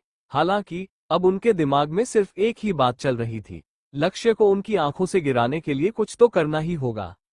जब युवराज यश प्रताप सिंह को एहसास हुआ कि राजकुमारी चांदनी लक्ष्य को नहीं भेजने वाली है, तो उन्होंने हार मानकर वैसे ही राजकुमारी चांदनी को तलवारबाजी सिखाने के लिए तैयार हो गए। हालांकि लक्ष्य अब उनकी आंखों में चढ़ चुका था। उन्हें लक्ष्य के खिलाफ कुछ तो करना ही था। वो किसी भी कीमत पर लक्ष्य को राजकुमारी चांदनी से अलग करना चाहते थे। उन्होंने यह बात बहुत ध्यान से नोटिस की थी कि राजकुमारी चांदनी हर वक्त लक्ष्य का पक्ष लेती रहती थी। राजकुमारी चांदनी को देखकर ऐसा लगता था जैसे वो हर हाल में लक्ष्य को अपने पास रखना चाहती है, और राजकुमारी चांदनी का किसी पुरुष के प्रति इतना आकर्षण युवराज यश प्रताप सिंह को बिल्कुल पसंद नहीं आ रहा था। वो मन ही मन लक्ष्य को सबक सिखाने की योजना बनाने लगे, लेकिन बेचारे युवराज को क्या ही पता कि उनके किसी भी षड्यंत्र से लक्ष्य पर कोई असर नहीं पड़ने वाला। लक्ष्य एक मशीन था जिसका कोई कुछ नहीं बिगाड़ सकता था, और अगर युवराज ने लक्ष्य को नुकसान पहुंचाने की कोशिश की तो राजकुमारी चांदनी भी चुप नहीं बैठने वाली थी। राजकुमारी चांदनी के लिए न तो युवराज यश प्रताप सिंह, न ही यह शाही परिवार और न ही पूरा प्रतापगढ़ उतना मायने रखता था जितना कि लक्ष्य मायने रखता था। लक्ष्य को बनाने का प्रोजेक्ट उसकी मां ने शुरू किया था। लक्ष्य 2104 के मुकाबले एक अत्यंत एडवांस्ड रोबोट था जो अपनी आंखों से 100 किलोमीटर दूर तक की चीजों को स्कैन कर सकता था और उन चीजों के आर पार भी देख सकता था। लक्ष्य के पास अपने कुछ पर्सनल गैजेट्स भी थे जिन्हें वो राजकुमारी चांदनी के आदेश के बाद ही सक्रिय कर सकता था। अगर देखा जाए तो जैसे हमारे समय में अलेक्सा और गूगल असिस्टेंट होते हैं जो हमारे आदेश पर प्रतिक्रिया देते हैं और अन्यथा चुप रहते हैं, लक्ष्य भी बिल्कुल वैसा ही था। हम उसे जिस तरह से ऑर्डर देते थे वो उसी तरीके से काम करता था और बोलता था। बस इसमें एक फिजिकल बॉडी थी और इसकी बॉडी के हर भाग को बेहद एडवांस तकनीक से बनाया गया था। लक्ष्य की गति भी राजकुमारी चांदनी ने बहुत तेज रखी थी। लाइट की गति 3 लाख किलोमीटर प्रति सेकंड होती है और लक्ष्य की गति 100 किलोमीटर प्रति सेकंड थी। लक्ष्य की इस विशेषता के बारे में केवल राजकुमारी चांदनी और युवराज सम्राट सिंह ही जानते थे। राजकुमारी चांदनी के आदेश के अनुसार लक्ष्य आम इंसानों की तरह ही चलता था, वरना उसकी चाल देखकर किसी को भी शक हो सकता था। लक्ष्य इतना अधिक एडवांस था कि कोई भी इंसान उसका कुछ नहीं बिगाड़ सकता था। युवराज यश प्रताप सिंह अपने मन में लक्ष्य को खत्म करने के कितने भी षड्यंत्र क्यों न रच ले, कोई भी लक्ष्य का कुछ नहीं बिगाड़ सकता था। कुछ समय बाद महल में एक बहुत बड़ा मैदान था जहां पर कुश्ती और तलवारबाजी की प्रतियोगिताएं होती थीं। ये देखने में बिल्कुल क्रिकेट स्टेडियम जैसा था, लेकिन हमारे क्रिकेट स्टेडियम से थोड़ा छोटा। इस समय मैदान के बीचों बीच राजकुमारी चांदनी और कुसुम खड़ी थीं। दोनों के ही हाथों में तलवार थी और उनकी आंखों में एक दूसरे के लिए केवल नफरत थी। राजकुमारी ध्वनि के विवाह में आए हुए सभी मेहमान इस प्रतियोगिता को देखने के लिए वहां मौजूद थे। महल का हर एक व्यक्ति वहां उपस्थित था। राजकुमारी ऐश्वर्या को राजकुमारी चांदनी की बहुत फिक्र हो रही थी। उन्होंने रानी मां की ओर देखा जो बिल्कुल चुपचाप बैठी हुई थी। उन्हें देखकर ऐसा लग रहा था जैसे उन्हें राजकुमारी चांदनी की कोई फिक्र ही नहीं थी, लेकिन उसी वक्त महारानी सुमित्रा देवी के दिमाग में कोई और बात चल रही थी। राजकुमारी ऐश्वर्या मन ही मन कुसुम को हजारों गालियां दे रही थी। वो अच्छी तरह जानती थी कि कुसुम पूरे मेहमानों के सामने राजकुमारी चांदनी का मजाक उड़ाना चाहती थी। वो सभी मेहमानों को ये दिखाना चाहती थी कि राजकुमारी चांदनी को तलवारबाजी जैसी छोटी चीज भी नहीं आती। प्रतियोगिता हारने के बाद सभी मेहमान राजकुमारी चांदनी को नीची नजरों से देखेंगे। इन्हीं सब बातों को सोच सोचकर राजकुमारी ऐश्वर्या को कुसुम पर बहुत गुस्सा आ रहा था, लेकिन वो मजबूर थी क्योंकि कुसुम उनकी होने वाली भाभी थी। वहीं दूसरी ओर युवराज यश प्रताप सिंह, युवराज सम्राट सिंह और युवराज मान प्रताप सिंह एक ही जगह पास पास बैठे हुए थे और सभी की नजरें राजकुमारी चांदनी पर टिकी हुई थी। इस वक्त राजकुमारी चांदनी और कुसुम आमने सामने खड़ी थी और एक दूसरे को गुस्से से देख रही थी। राजकुमारी चांदनी मन ही मन जानती थी कि उन्हें अभी भी तलवारबाजी अच्छे से नहीं आती थी, जिसकी वजह से उन्हें थोड़ी टेंशन हो रही थी। पर बात चाहे जो भी हो, राजकुमारी चांदनी का आत्मविश्वास बिल्कुल भी कम नहीं हुआ था। वह अभी भी लड़ाई लड़ने के लिए पूरी तरह तैयार थी। थोड़ी ही देर में मुकाबला शुरू हो गया। सभी लोग दिल थामकर बैठ चुके थे। कोई भी व्यक्ति मैदान का एक भी दृश्य मिस नहीं करना चाहता था। मुकाबले की शुरुआत होते ही कुसुम ने अपनी तलवार से राजकुमारी चांदनी पर वार किया, जिसे राजकुमारी चांदनी ने सफलतापूर्वक रोक लिया। राजकुमारी चांदनी के आत्मविश्वास को देखकर कुसुम को थोड़ी हैरानी हुई, लेकिन फिर भी उसने दोबारा वार किया। राजकुमारी चांदनी ने इस वार को भी रोक लिया। इसी तरह कुसुम बार बार राजकुमारी चांदनी पर हमला करती रही, लेकिन राजकुमारी चांदनी हर वार को आसानी से रोक रही थी। किसी भी लड़ाई में सबसे पहले खुद को सुरक्षित करना सिखाया जाता है। इसीलिए राजकुमारी चांदनी ने भले ही पूरी तरह से तलवार चलाना नहीं सीखा था, लेकिन खुद को बचाने की कला वो अच्छे से सीख चुकी थी।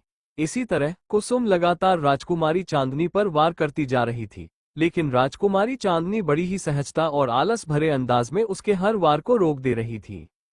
वहां पर मौजूद सभी मेहमानों को साफ समझ में आ रहा था कि राजकुमारी चांदनी को तलवारबाजी अच्छे से नहीं आती थी और न ही वो इस लड़ाई पर पूरी तरह ध्यान दे रही थी।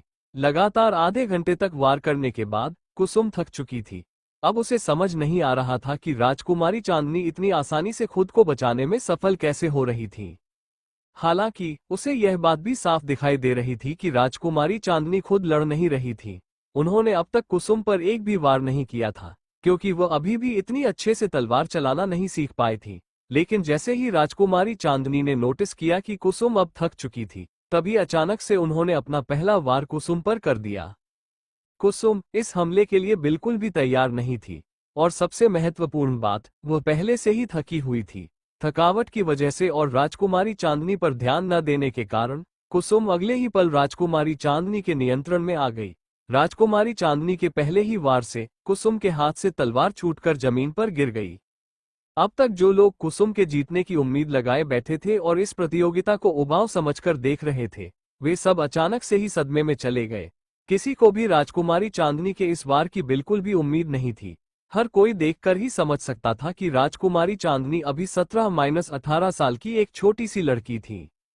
लेकिन ये छोटी लड़की इतनी ज्यादा चालाक होगी, इस बारे में वहां मौजूद किसी ने भी सोचा तक नहीं था।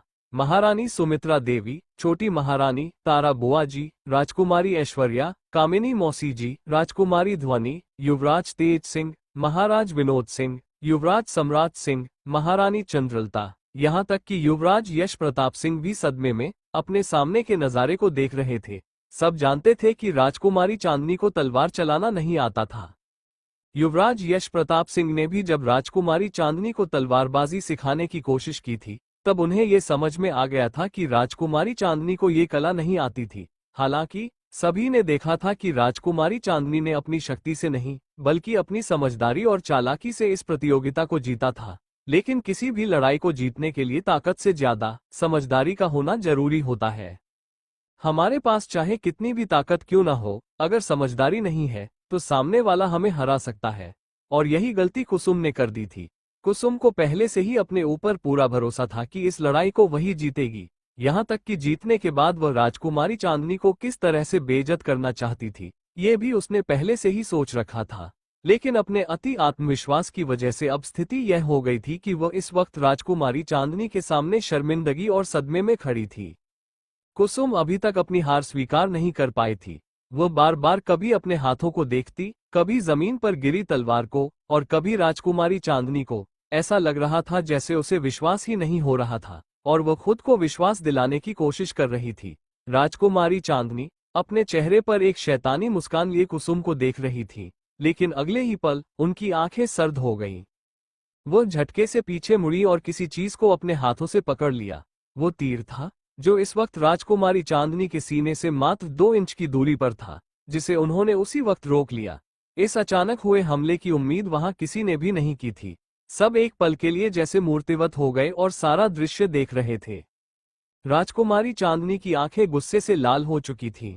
उन्होंने अपनी नजरें घुमाकर उस दिशा की ओर देखा जहां पर एक काले कपड़े पहने हुए व्यक्ति वहां से भागता हुआ दिखाई दिया।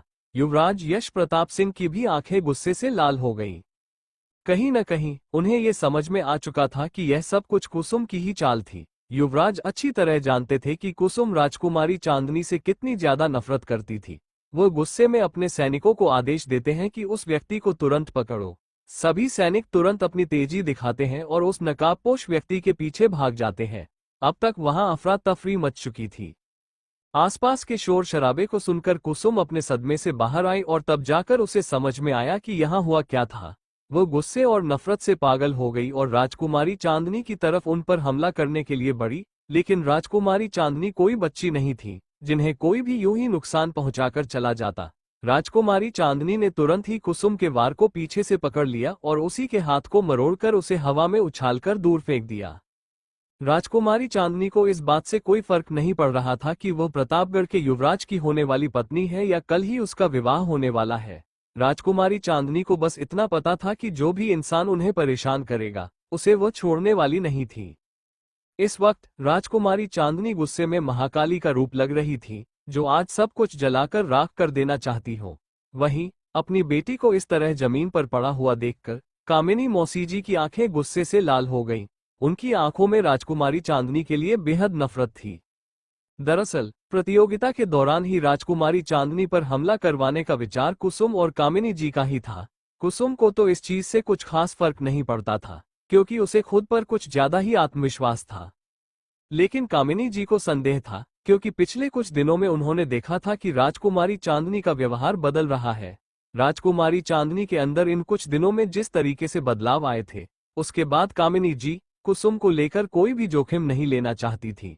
अगर उन्हें जरा भी ऐसा महसूस होता कि राजकुमारी चांदनी जीतने वाली है और कुसुम हार रही है, तो इस स्थिति में कामिनी जी का एक वफादार सैनिक राजकुमारी चांदनी पर हमला कर देता। राजकुमारी चांदनी तो कुसुम के साथ प्रतियोगिता में व्यस्त होती और उनका ध्यान अपने पास आ रहे तीर पर बिल्कुल भी नहीं जाता। कामिनी जी उसी समय राजकुमारी चांदनी को जान से मार डालना चाहती थी, लेकिन उनकी सोच के मुताबिक कुछ भी नहीं हुआ। यहाँ पर सब कुछ उल्टा हो चुका था। कुसुम नहीं, बल्कि राजकुमारी चांदनी जीत चुकी थी, और इतने सारे मेहमानों के बीच कुसुम की बहुत बड़ी बेइज्जती हुई थी।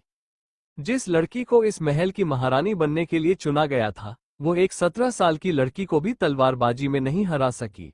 वहां मौजूद सारे लोग चर्चा करने लगे और राजकुमारी चांदनी की प्रशंसा के साथ साथ कुसुम का मजाक उड़ाने लगे।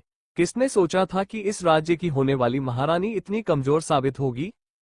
हर तरफ कुसुम के बारे में उल्टी सीधी बातें हो रही थी। अगर इस प्रतियोगिता में राजकुमारी चांदनी हार जाती तो किसी को ज्यादा फर्क नहीं पड़ता, क्योंकि वह अभी केवल 17 साल की छोटी लड़की थी। वो 23 साल की कुसुम से लड़ाई में जीत नहीं सकती थी। लेकिन आज कुसुम को हराकर राजकुमारी चांदनी ने सबकी नजरों में कुसुम का मजाक बना दिया था। अपने हाथ मरोड़े जाने की वजह से कुसुम अभी भी जमीन पर पड़ी दर्द से तड़प रही थी। वहां मौजूद कोई भी व्यक्ति कुसुम की मदद के लिए आगे नहीं बढ़ा, सिवाय कामिनी जी के।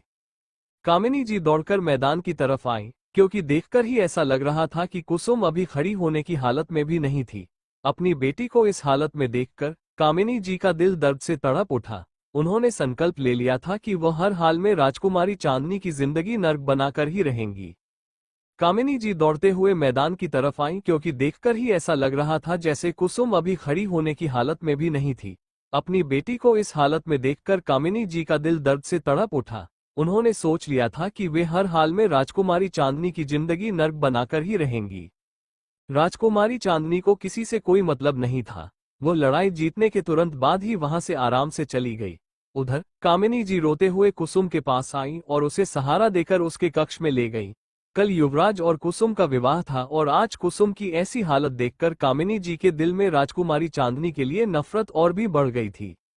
दूसरी ओर राजकुमारी चांदनी का कक्ष। राजकुमारी चांदनी जैसे ही अपने कक्ष में पहुंची, उसने देखा कि वहां पहले से ही युवराज सम्राट सिंह बैठे हुए थे।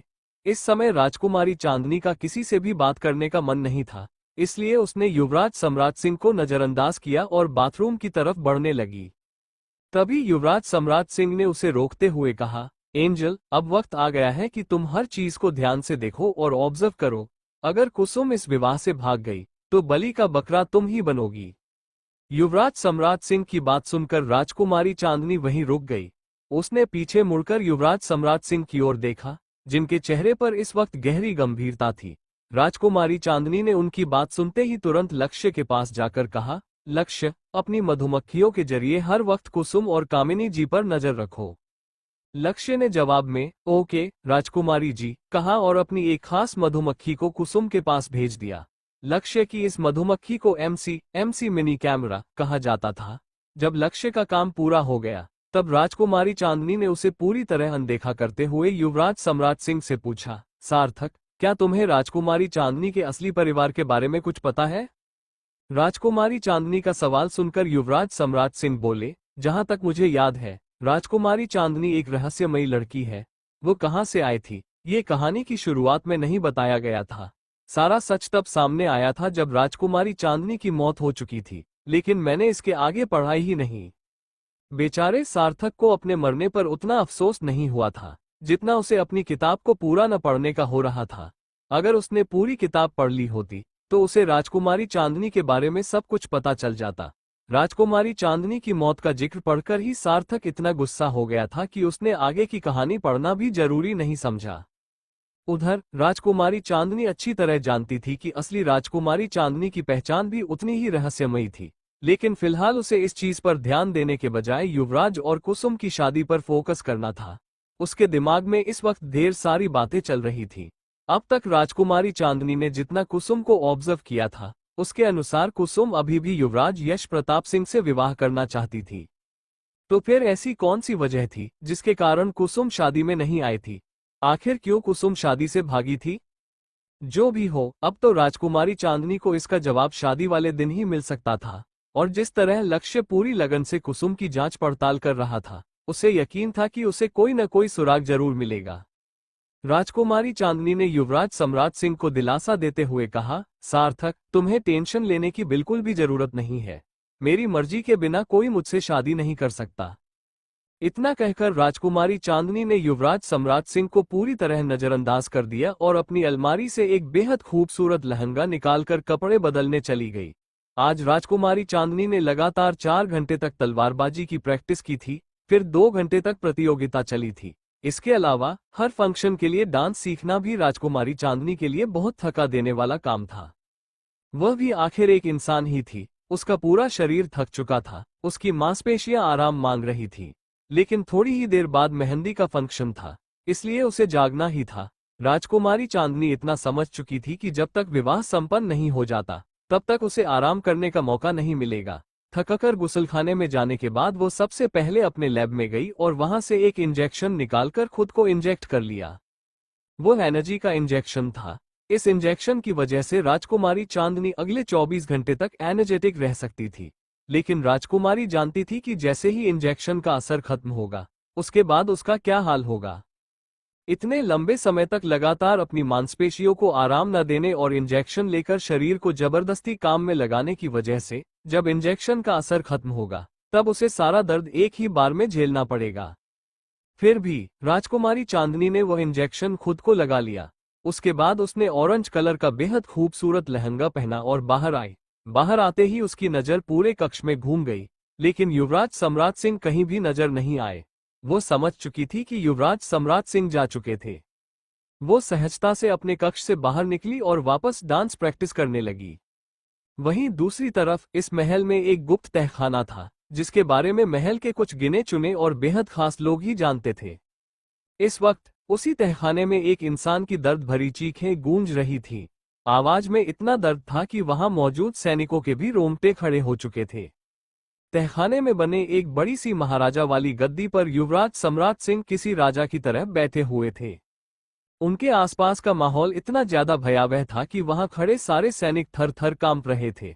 युवराज यश प्रताप सिंह बिना किसी भावना के अपने सामने दर्द से तड़प रहे उस इंसान को देख रहे थे, जो अब लगभग मरने की कगार पर पहुंच चुका था। इस वक्त हमारी आंखों के सामने युवराज यश प्रताप सिंह का एक बिल्कुल अलग रूप नजर आ रहा था, जो पिछले कुछ दिनों से शांत था। वो इस समय नरक के देवता की तरह अपने सामने जमीन पर पड़े उस इंसान को देख रहे थे। युवराज यश प्रताप सिंह की तीव्र निगाहों और खौफनाक उपस्थिति की वजह से उस इंसान की पैंट गीली हो गई। वो पूरी तरह से अपना होश खोकर कांप रहा था। शिवाजी प्रताप सिंह इस वक्त एक साइको किंग की तरह दिख रहे थे, जो अभी इसी क्षण सब कुछ खत्म कर देना चाहते थे। उन्हें देखकर कोई भी यह यकीन नहीं कर सकता था कि ये अपने परिवार वालों के साथ कितना सामान्य व्यवहार करते हैं, लेकिन उनका ये डरावना, खौफनाक रूप केवल उनके खास सैनिक ही जानते थे। महारानी सुमित्रा देवी और महाराज उदय प्रताप सिंह भी युवराज यश प्रताप सिंह के इस रूप से परिचित थे। उन्हें युवराज के गुस्से की भी पूरी जानकारी थी, लेकिन फिर भी उन्हें अपने बेटे पर फक होता था। इस वक्त युवराज यश प्रताप सिंह के सामने पड़े हुए इंसान के शरीर के हर कोने से खून बह रहा था। वहीं पास में खड़ा एक दूसरा व्यक्ति, जो किसी जल्लाद से कम नहीं था, बिना किसी भाव के उस आदमी के शरीर पर चाकू से बार बार एक ही चीज लिख रहा था, हमें माफ कर दीजिए युवराज। जैसे ही युवराज यश प्रताप सिंह ने इशारा किया, वो व्यक्ति यातना देना बंद कर उनके पास जाकर खड़ा हो गया। जब युवराज के कानों में उस व्यक्ति की चीखें आनी बंद हो गईं, तो वे खुद उसके पास चले गए। युवराज को अपनी ओर आता देख वह इंसान इतना घबरा गया कि तुरंत ही बेहोश हो गया। उसे बेहोश देखकर युवराज यश प्रताप सिंह ने किसी सनकी की तरह अपनी गर्दन पर हाथ फेरा और चिल्लाते हुए कहा, होश में लाओ इसे। युवराज की यह बात सुनकर एक सैनिक डरते हुए अपने कांपते पैरों के साथ तुरंत सामने आया और बेहोश पड़े व्यक्ति के चेहरे पर पानी डाल दिया। पानी के छींटे पड़ते ही वो जख्मी इंसान होश में आ गया, लेकिन अब वो बेहद कमजोर लग रहा था। जैसे ही वो व्यक्ति होश में आया, युवराज यश प्रताप सिंह ने एक शैतानी मुस्कान के साथ सवाल किया, किसके कहने पर तुमने ये दुस्साहस किया?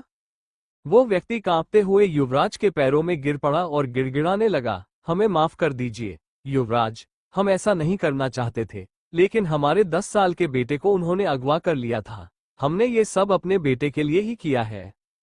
हम जानते हैं कि आपके महल में आकर राजकुमारी चांदनी पर जानलेवा हमला करके हमने बहुत बड़ा अपराध किया है, जिसकी कोई माफी नहीं है। हम ये भी नहीं चाहते कि आप हमें माफ करें, लेकिन हम पर एक एहसान कर दीजिए, कृपया हमारे पुत्र को बचा लीजिए। वो इंसान तड़प तड़प कर रो रहा था। यही वो व्यक्ति था जिसने आज राजकुमारी चांदनी पर हमला किया था। हमले के बाद भागने की उसने पूरी कोशिश की थी, लेकिन युवराज यश प्रताप सिंह के सैनिक बेहद प्रशिक्षित थे, इसलिए वह तुरंत ही पकड़ लिया गया। उस व्यक्ति की बात सुनकर युवराज यश प्रताप सिंह के चेहरे के भाव जरा भी नहीं बदले। उन्हें देखकर ऐसा लग रहा था जैसे उनके भीतर किसी भी इंसान के लिए जरा भी दया नहीं बची थी।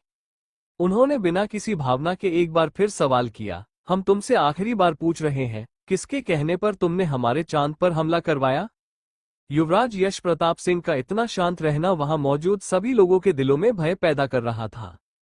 वो व्यक्ति कांपते हुए बोला, राजकुमारी चांदनी पर हमला करने के लिए जिसने हमें धमकाया था, वो कोई और नहीं बल्कि आपके ही महल का व्यक्ति है, आपकी मौसी जी। मौसी जी? उनका नाम सुनते ही वहां मौजूद सभी सैनिकों के होश उड़ गए। मौसी जी मतलब कामिनी जी। लेकिन कामिनी राजकुमारी चांदनी को मारना क्यों चाहती थी, जबकि युवराज की शादी पहले से ही कुसुम के साथ तय हो चुकी थी? कामिनी जी। जैसे ही यह नाम युवराज यश प्रताप सिंह के कानों में पड़ा, उनकी आंखें बर्फ की तरह ठंडी हो गईं, और फिर अचानक वो शैतानों की तरह जोर जोर से हंसने लगे। उनकी वह हंसी इतनी खौफनाक थी कि वहां खड़े सभी लोगों को घुटन महसूस होने लगी।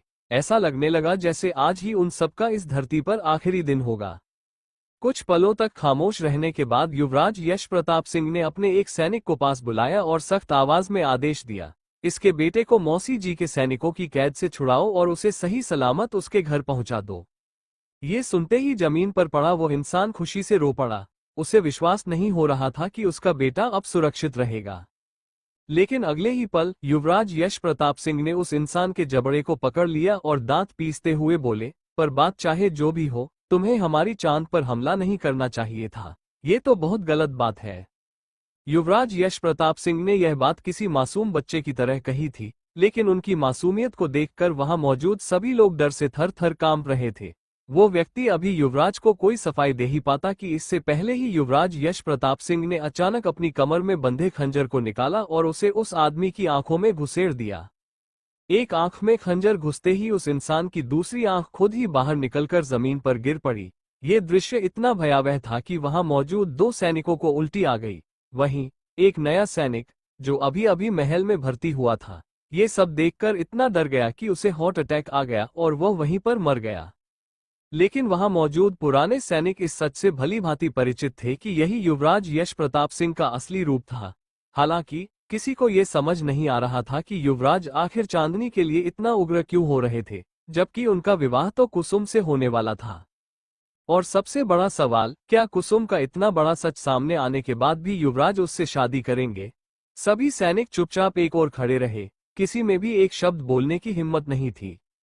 तभी युवराज यश प्रताप सिंह ने अपने खंजर को उस आदमी की आंख से निकालकर उसके कान में घुसा दिया, और अगले ही पल वह इंसान दम तोड़ चुका था।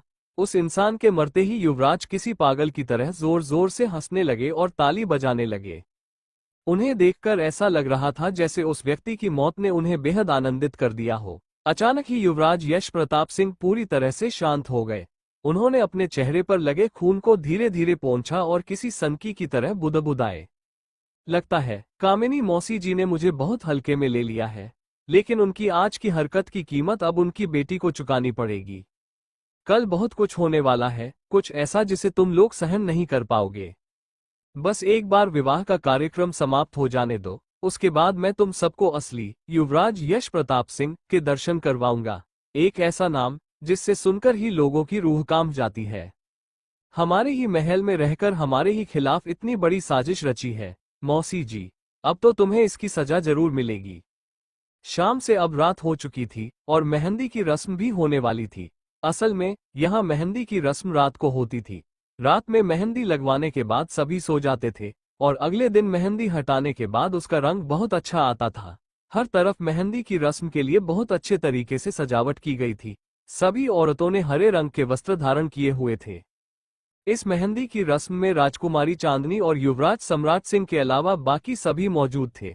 सभी रस्मों में इतने व्यस्त थे कि किसी ने भी राजकुमारी चांदनी और युवराज सम्राट सिंह की गैरमौजूदगी पर ध्यान नहीं दिया था, सिवाय युवराज यश प्रताप सिंह के। युवराज यश प्रताप सिंह की नजरें बार बार राजकुमारी चांदनी को ढूंढ रही थी, लेकिन उन्हें वो कहीं भी दिखाई नहीं दी। राजकुमारी चांदनी को वहां न पाकर उन्होंने अपनी नजरें घुमाकर युवराज सम्राट सिंह को ढूंढना शुरू कर दिया, लेकिन वहां युवराज सम्राट सिंह भी मौजूद नहीं थे। उन दोनों की गैरमौजूदगी से युवराज यश प्रताप सिंह ने गुस्से में अपनी मुट्ठी भींच ली। तभी वहां कुसुम आ गई और युवराज के पास बैठकर बोली, युवराज, हम जानना चाहते हैं कि आखिर क्यों आपने हमारे विवाह की किसी भी रस्म को करने से मना कर दिया। आपको अंदाजा भी है कि आपकी वजह से हमें कितनी शर्मिंदगी का सामना करना पड़ रहा है। कल हमारा विवाह है और फिर भी ऐसा लग रहा है जैसे विवाह केवल राजकुमारी ध्वनि और युवराज तेज का ही हो रहा है। आपको देखकर हमें ऐसा प्रतीत हो रहा है जैसे आप हमारे विवाह को लेकर जरा भी उत्सुक नहीं है। युवराज यश प्रताप सिंह को कुसुम की बातों से बहुत चिढ़ हो रही थी, लेकिन उन्हें सबसे ज्यादा गुस्सा इस बात पर आ रहा था कि कुसुम उनके ठीक बगल में बैठ गई थी। जैसे ही उन्हें यह महसूस हुआ कि कुसुम उनके पास बैठी है, उनका चेहरा गुस्से से काला पड़ गया। उन्होंने तुरंत गरजते हुए कहा, अभी इसी क्षण हमारे पास से दूर हो जाओ, वरना विवाह से पहले ही तुम्हें यमलोक पहुंचा देंगे। युवराज के इतने जोर से चिल्लाने की वजह से कुसुम बुरी तरह डर गई। वहां मौजूद सभी मेहमानों की नजरें भी युवराज और कुसुम की ओर चली गईं। महारानी सुमित्रा देवी और छोटी महारानी दोनों ने ही युवराज और कुसुम को साथ देखकर समझ लिया कि क्या चल रहा था, लेकिन सभी ने इस बात को नजरअंदाज कर दिया। थोड़ी देर पहले हुई तलवारबाजी की लड़ाई के बाद कुसुम सबकी नजरों में गिर चुकी थी। किसी को भी अब उससे कोई खास मतलब नहीं था। कुसुम गुस्से में अपनी मुट्ठी भींच ली और उसकी आंखों से एक बूंद आंसू जमीन पर गिर गया। वहीं कामिनी जी अपनी बेटी की ऐसी हालत देखकर बहुत गुस्से में थी, लेकिन वह युवराज को कुछ भी नहीं कह सकती थी। वहां का माहौल पहले ही बहुत गर्म हो चुका था और तभी अचानक एक अजीब सा संगीत बजने लगा। इस संगीत को सुनते ही सभी की नजरें उत्सव भवन के बीचों बीच चली गईं, जहां इस वक्त युवराज सम्राट सिंह खड़े थे। लेकिन सबसे ज्यादा हैरानी इस बात की थी कि युवराज सम्राट सिंह ने इस वक्त बिल्कुल युवराज तेज सिंह की ही तरह कपड़े पहने हुए थे। किसी को समझ नहीं आया कि आखिर वह क्या करना चाह रहे थे। राजकुमारी ऐश्वर्या तो अपनी आंखें फाड़े अपने सामने खड़े युवराज सम्राट सिंह को देख रही थी। आज वो किसी कामदेव के अवतार की तरह प्रतीत हो रहे थे। वहां मौजूद सभी स्त्रियां उन्हें देखकर आहें भरने लगीं। तभी अचानक पीछे से 2-3-4 औरतें आ गईं और गाना गाने लगीं। ओ लड़के दीवाने, कहाँ से आया तू, दुल्हन को ले जाने, कहाँ से आया तू। उन सभी औरतों को युवराज सम्राट सिंह के पीछे देखकर सभी लोग असमंजस में पड़ गए, लेकिन थोड़ी ही देर में सबको समझ में आ गया कि यहाँ पर क्या हो रहा था। दुल्हन के देवर और दूल्हे की साली ने मिलकर दूल्हा और दुल्हन के लिए ये तोहफा तैयार किया था। सभी अपने होश में वापस आए और एक बार फिर से युवराज सम्राट सिंह की तरफ देखने लगे, जो पूरे माहौल के बीचों बीच खड़े होकर स्टाइल मार रहे थे। वहीं वे चारों औरतें ठीक उनके पीछे खड़ी होकर गाना गा रही थीं। ओ लड़के दीवाने, कहाँ से आया तू, दुल्हन को ले जाने, कहाँ से आया तू। तभी अचानक वे सभी औरतें साइड हो गईं और उनके पीछे से राजकुमारी चांदनी बाहर निकल आईं। वे बड़े ही स्टाइल से आगे बढ़ने लगीं। सब लोग राजकुमारी चांदनी और उनकी खूबसूरती देखकर हैरान रह गए थे। युवराज यश प्रताप सिंह तो अपनी पलकें भी झपकाना भूल चुके थे, लेकिन तभी सबने नोटिस किया कि राजकुमारी चांदनी ने हूबहू राजकुमारी ध्वनि जैसे वस्त्र पहने हुए थे। पहले तो इन दोनों को इस तरह से तैयार देखकर सभी को अजीब लगा, लेकिन अगले ही पल सब समझ गए कि युवराज सम्राट सिंह और राजकुमारी चांदनी यहाँ पर युवराज तेज सिंह और राजकुमारी ध्वनि का ही नाटक कर रहे थे। ये समझते ही राजकुमारी ध्वनि शर्मा गईं और उनकी पलकें झुक गईं। वहीं युवराज तेज सिंह घूर घूर कर युवराज सम्राट सिंह को देखने लगे, लेकिन युवराज सम्राट सिंह को कोई फर्क नहीं पड़ा। तभी राजकुमारी चांदनी अपने पूरे एटीट्यूड के साथ मटक मटक कर युवराज सम्राट सिंह को क्रॉस करके आगे बढ़ने लगी। तभी युवराज सम्राट सिंह ने तुरंत ही उनका हाथ पकड़ लिया और गाने लगे, चल प्यार करेगी। युवराज सम्राट सिंह की इस बात को सुनकर राजकुमारी चांदनी की आंखों में चमक आ गई।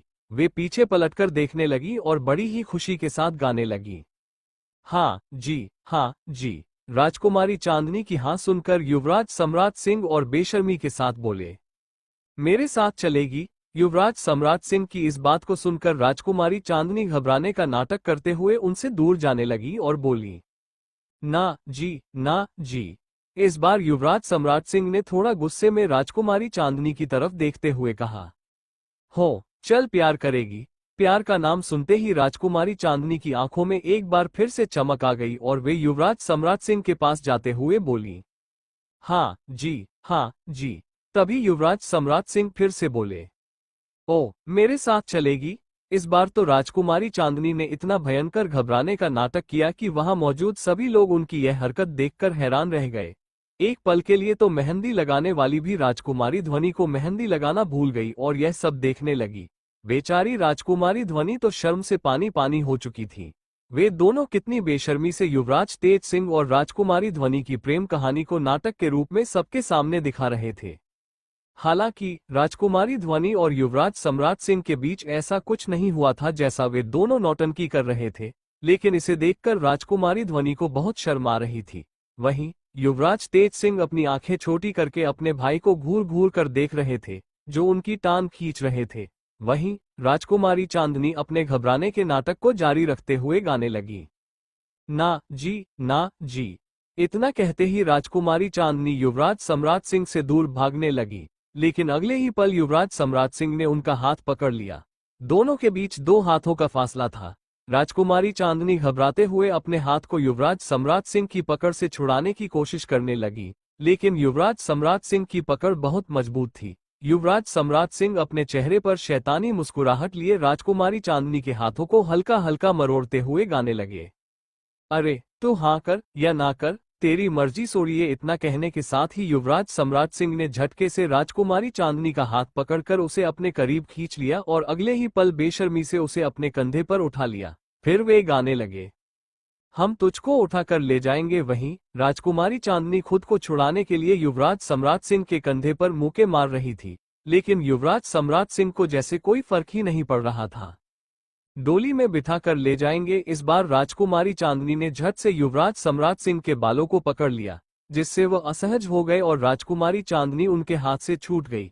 जल्दी से वह उनके कंधे से उतरकर सीधे खड़ी हो गई और फिर युवराज सम्राट सिंह से दूर भागने लगी। वो उन्हें चिढ़ाते हुए गाने लगी, हम घर में कहीं छुप जाएंगे सन, तेरे नहीं हम जाएंगे। इस पर युवराज सम्राट सिंह ने मुंह बनाते हुए गाया, हो चल प्यार करेगी। लेकिन इस बार राजकुमारी चांदनी भागकर रानी मां के पीछे छुप गई और युवराज सम्राट सिंह को अंगूठा दिखाते हुए बोली, हाँ जी, हाँ जी। युवराज सम्राट सिंह ने उसे मनाने की कोशिश करते हुए कहा, मेरे साथ चलेगी। पर राजकुमारी चांदनी ने इस बार अपनी जीभ निकालते हुए जवाब दिया, ना जी, ना जी। रानी मां को देखकर युवराज सम्राट सिंह कुछ कर तो नहीं पाए, लेकिन दूर से ही राजकुमारी को धमकी देते हुए अपने चेहरे पर शैतानी मुस्कान लाकर बोले, अरे तू हाँ कर या ना कर, तेरी मर्जी सोड़िए, हम तुझको उठाकर ले जाएंगे, अरे डोली में बिठा कर ले जाएंगे। इस पर राजकुमारी चांदनी महारानी सुमित्रा देवी के पल्लू में अपना चेहरा छुपाकर युवराज सम्राट सिंह की ओर अंगूठा दिखाते हुए बोली, हम घर में कहीं छुप जाएंगे सन, तेरे नहीं हम जाएंगे। अब बेचारे युवराज सम्राट सिंह समझ चुके थे कि राजकुमारी चांदनी उनसे प्यार तो करती थी, लेकिन उनके साथ जाने में उसकी कोई दिलचस्पी नहीं थी। उन्होंने मासूम सा चेहरा बनाते हुए गाया और सवाल किया, चल प्यार करेगी। इस बार राजकुमारी चांदनी मुस्कुराई, अपना चेहरा महारानी सुमित्रा देवी के पल्लू से बाहर निकाला और फिर बोली, हाँ जी, हाँ जी। राजकुमारी चांदनी के इस जवाब को सुनते ही युवराज सम्राट सिंह खुशी से झूम उठे और मुस्कुराते हुए सबकी ओर देखने लगे। जब उन्होंने और राजकुमारी चांदनी ने चारों तरफ नजर घुमाई, तो उन्हें एहसास हुआ कि वहां मौजूद सभी लोग अभी तक उनके इस डांस प्रोग्राम में ही उलझे हुए थे। सब उनकी इस नोकझोंक वाली परफॉर्मेंस में इतने खो चुके थे कि उन्हें अंदाजा ही नहीं था कि डांस कब का खत्म हो चुका था। ये सोचते ही राजकुमारी चांदनी और युवराज सम्राट सिंह के चेहरे पर बड़ी सी मुस्कान आ गई। दोनों कुछ और अनएक्सपेक्टेड करने की योजना बना रहे थे। थोड़ी ही देर में सब अपने होश में वापस आ गए। राजकुमारी चांदनी और युवराज सम्राट सिंह की इस हरकत को देखकर राजकुमारी ध्वनि शर्म से अपनी पलकें झुका चुकी थी। उन्हें सच में बहुत ज्यादा शर्म आ रही थी कि इन दोनों बेशर्म नालायकों ने सबके सामने युवराज तेज और राजकुमारी ध्वनि के प्रेम की पोल खोल दी थी। इस बार तो इन दोनों की ऐसी हरकत देखकर युवराज तेज सिंह के भी गाल हल्के हल्के लाल हो चुके थे। सब आपस में ही हंस बोल रहे थे, लेकिन किसी ने इस बात पर ध्यान नहीं दिया कि इस पूरे डांस परफॉर्मेंस को देखकर किसी के दिल में जलन पैदा हो गई थी। वो कोई और नहीं बल्कि युवराज यश प्रताप सिंह थे, जिन्हें राजकुमारी चांदनी को युवराज सम्राट सिंह के साथ देखना बिल्कुल भी अच्छा नहीं लगा था। पहले तो उन्हें युवराज सम्राट सिंह और राजकुमारी चांदनी का ये प्यार भरा झगड़ा ही पसंद नहीं आया, लेकिन हद तो तब हो गई जब युवराज सम्राट सिंह ने राजकुमारी चांदनी को अपने कंधे पर उठा लिया। किसी ने भी इस चीज को नोटिस नहीं किया था, यहां तक कि खुद युवराज सम्राट सिंह और राजकुमारी चांदनी ने भी नहीं। पर जब युवराज सम्राट सिंह ने उसे कंधे पर उठाया था तो गलती से उनका हाथ राजकुमारी चांदनी की कमर को छू गया था। साल 2104 में ये सब बातें बहुत सामान्य थी, इसीलिए न ही युवराज सम्राट सिंह और न ही राजकुमारी चांदनी ने इस बात पर ध्यान दिया था, लेकिन युवराज यश प्रताप सिंह ने इसे नोटिस कर लिया था। जब से उन्होंने यह नजारा देखा था तब से उनका खून खौल रहा था। उन्हें राजकुमारी चांदनी के आसपास किसी भी गैर मर्द को देखना बिल्कुल पसंद नहीं था। वह इस वक्त इतने ज्यादा गुस्से में थे कि उनके आसपास मौजूद सैनिकों तक को अपनी रीढ़ की हड्डी में सिहरन महसूस होने लगी थी। युवराज यश प्रताप सिंह ने बहुत जोर से अपनी मुट्ठी बांध रखी थी, जिससे उनके नाखून उनकी हथेली में गड़ चुके थे। युवराज सम्राट सिंह की मौत कैसे हुई, यह अब तक मैंने आपको नहीं बताया है, क्योंकि इसके पीछे एक कहानी है। दरअसल राजकुमारी चांदनी ने इस बारे में अभी तक युवराज सम्राट सिंह से कोई बात नहीं की थी, और खुद युवराज सम्राट सिंह भी यहाँ अपने अलावा राजकुमारी चांदनी को देखकर इतने खुश थे कि वह इस बारे में बताना ही भूल चुके थे। जैसे ही सब शांत हुए, अगले ही पल उनके कानों में एक नए गाने की धुन गूंजने लगी। कुछ ही देर में युवराज सम्राट सिंह ने गाना शुरू किया। तुझको ही। राजकुमारी चांदनी ने एक नजर युवराज सम्राट सिंह की तरफ डाली और मुंह बनाकर आगे बढ़ने लगी। उन्हें यूं डरता हुआ देख युवराज सम्राट सिंह ने फिर से गाने की कोशिश की। तुझको ही। एक बार फिर से ऐसा माहौल बनते ही सभी उत्सुक हो गए और सबकी नजरें युवराज सम्राट सिंह पर टिक गईं। लेकिन युवराज की नजरें तो बस राजकुमारी चांदनी पर ही थीं, और वो मुस्कुराते हुए गाने लगे। तुझको ही दुल्हन बनाऊंगा होए। पीछे से लोगों की तालियों की गड़गड़ाहट गूंज उठी, जिससे माहौल और भी खुशनुमा हो गया। होए। युवराज सम्राट सिंह बेहद आकर्षक अंदाज में नाचते हुए गा रहे थे। तुझको ही दुल्हन बनाऊंगा, वरना कंवारा मर जाऊंगा। वहीं राजकुमारी चांदनी शर्माते हुए चुपचाप उनसे दूर खड़ी रही। तुझको ही दुल्हन बनाऊंगा, वरना कंवारा मर जाऊंगा। फिर राजकुमारी चांदनी मुस्कुराते हुए उनके सामने आई और उन्हें चिढ़ाते हुए गाने लगी। जाके जोगन बन जाऊंगी, संग तेरे ना मैं आऊंगी, सबसे मैं ये कह जाऊंगी। इसके बाद उन्होंने युवराज सम्राट सिंह के चारों ओर घूमते हुए गाना जारी रखा। तुझको ना दूल्हा बनाऊंगी। भीड़ में मौजूद सभी लोग तालियां बजाने लगे और शोर मचाने लगे।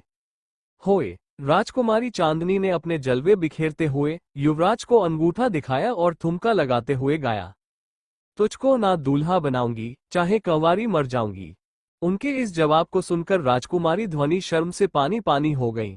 वो सोच रही थी कि जितने नखरे चांदनी यहाँ दिखा रही थी, उतने तो उन्होंने युवराज तेज सिंह के सामने भी नहीं दिखाए थे। तुझको ना दूल्हा बनाऊंगी, चाहे कंवारी मर जाऊंगी। युवराज सम्राट सिंह ने उन्हें मनाने की कोशिश करते हुए उनकी कमर को हल्के से थामा और प्यार से गाया। तेरे लिए लाऊंगा बिंदिया चांद सितारों की।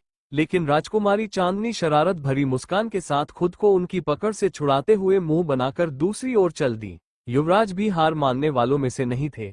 वे फिर से उन्हें मनाने के लिए उनके पीछे पीछे नाचते हुए गाने लगे। हाँ, तेरे लिए लाऊंगा बिंदिया चांद सितारों की, पहनाऊंगा चुनर मैं तुझको नई बहारों की। युवराज के इस अंदाज से चिढ़कर राजकुमारी चांदनी ने वापस मुड़कर उन्हें हल्का सा धक्का दिया और गाने लगी। अरे जा रे कंवारे, मुझ पे डोरे डालना तू ऐसे, मेरे आगे पीछे फिरते हैं तेरे जैसे। इस बार युवराज सम्राट सिंह ने उनका हाथ पकड़ लिया और मुस्कुराते हुए गाया। नखरे ना कर दीवानी, अब मान भी जाओ रानी। राजकुमारी चांदनी ने झट से अपना हाथ छुड़ाया और अपनी तर्जनी उंगली दिखाते हुए उन्हें चेतावनी देते हुए गाया, ना बनेगी तेरी कहानी, चल छोड़ दे ये मनमानी। युवराज ने फिर से उनका हाथ पकड़ लिया और उनकी रिंग फिंगर में एक काल्पनिक अंगूठी डालते हुए गाया, तुझको ही छल्ला पहनाऊंगा, होए, हाँ तुझको ही छल्ला पहनाऊंगा, वरना कवारा मर जाऊंगा। राजकुमारी चांदनी वो अदृश्य अंगूठी देखकर बहुत खुश हो गई, लेकिन फिर भी नखरे करते हुए उन्होंने मुंह फेर लिया और दोबारा गाने लगी, जाके जोगन बन जाऊंगी, संग तेरे नाम मैं आऊंगी, सबसे मैं ये कह जाऊंगी। अब की बार उन्होंने और भी अदाओं के साथ कमर मटकाते हुए नाचना शुरू किया, तुझको ना दूल्हा बनाऊंगी, चाहे कंवारी मर जाऊंगी। इस हंसी ठिठोली से अनजान युवराज यश प्रताप सिंह गुस्से में तिलमिला उठे। राजकुमारी चांदनी और युवराज सम्राट सिंह को इतने करीब देखकर उनका पारा 7वें आसमान पर था। उन्होंने मन ही मन दांत भींचते हुए कहा, आप बहुत गलत कर रही हैं, चांद, आपको अपने करीब किसी को भी नहीं आने देना चाहिए था। लगता है आप हमें हल्के में ले रही हैं। पिछली बार दी गई हमारी धमकी को आप भूल चुकी हैं। अब वो समय आ चुका है जब हम आपको अपना असली रूप दिखाएंगे। इस बार हमें आपको समझाना ही होगा कि हमारे अलावा कोई भी आपको छू नहीं सकता। ये सब सोचते हुए उनके चेहरे पर बेनतहा गुस्सा था। वो अभी चुपचाप खड़े सिर्फ इसीलिए देख रहे थे क्योंकि उनके दिमाग में कुछ और ही योजना चल रही थी। दूसरी तरफ राजकुमारी चांदनी अपने नखरों में मस्त होकर दोबारा गाने लगी, शादी वादी के चक्कर में मुझे नहीं पड़ना। उनके इस बयान से युवराज यश प्रताप सिंह की आंखें गुस्से से सिकुड़ गईं, लेकिन इस जश्न के माहौल में किसी ने उन पर ध्यान ही नहीं दिया। इस पूरे समारोह की सेंटर ऑफ अट्रैक्शन सिर्फ और सिर्फ राजकुमारी चांदनी बनी हुई थी। वो फिर से मस्त होकर गाने लगी, अरे शादी वादी के चक्कर में मुझे नहीं पड़ना, चार दीवारों में घुट घुट के मुझे नहीं मरना। उनकी इस शिकायत पर युवराज सम्राट सिंह हंस पड़े और उन्हें मनाने के लिए गाने लगे, खुली हवाओं की मैं तुझको सैर कराऊंगा, हनीमून में लंदन पेरिस तुझे घुमाऊंगा। हनीमून और लंदन पेरिस सुनते ही वहां मौजूद सभी लोग हैरानी से युवराज सम्राट सिंह को देखने लगे। पर यह सोच ज्यादा देर टिक नहीं पाए, क्योंकि अगले ही पल सब फिर से खुशी में झूमने लगे। जैसे ही युवराज सम्राट सिंह की पंक्ति पूरी हुई, राजकुमारी चांदनी ने मुंह बना लिया और जवाब देते हुए गाने लगी, चिकनी चिकनी बातों में आओ ना तेरे हाथों में। इस बार युवराज सम्राट सिंह थोड़ा एटीट्यूड में आ गए, जैसे अगर राजकुमारी चांदनी ने उन्हें ठुकरा दिया तो वो बहुत बड़ा और कीमती खजाना खो देंगी। युवराज सम्राट सिंह ने उसी अंदाज में बड़े एटीट्यूड के साथ गाया, मुझको जो ठुकराएगी तो बाद में पछताएगी। राजकुमारी चांदनी मुस्कुराते हुए उनकी ओर मुड़ी और नोटी स्माइल लाते हुए गाने लगी, ना सेज तेरी सजाऊंगी, होए। बेचारी राजकुमारी ध्वनि को तो अब मुंह दिखाने लायक नहीं छोड़ा गया था। वो बहुत ही ज्यादा शर्मा रही थी।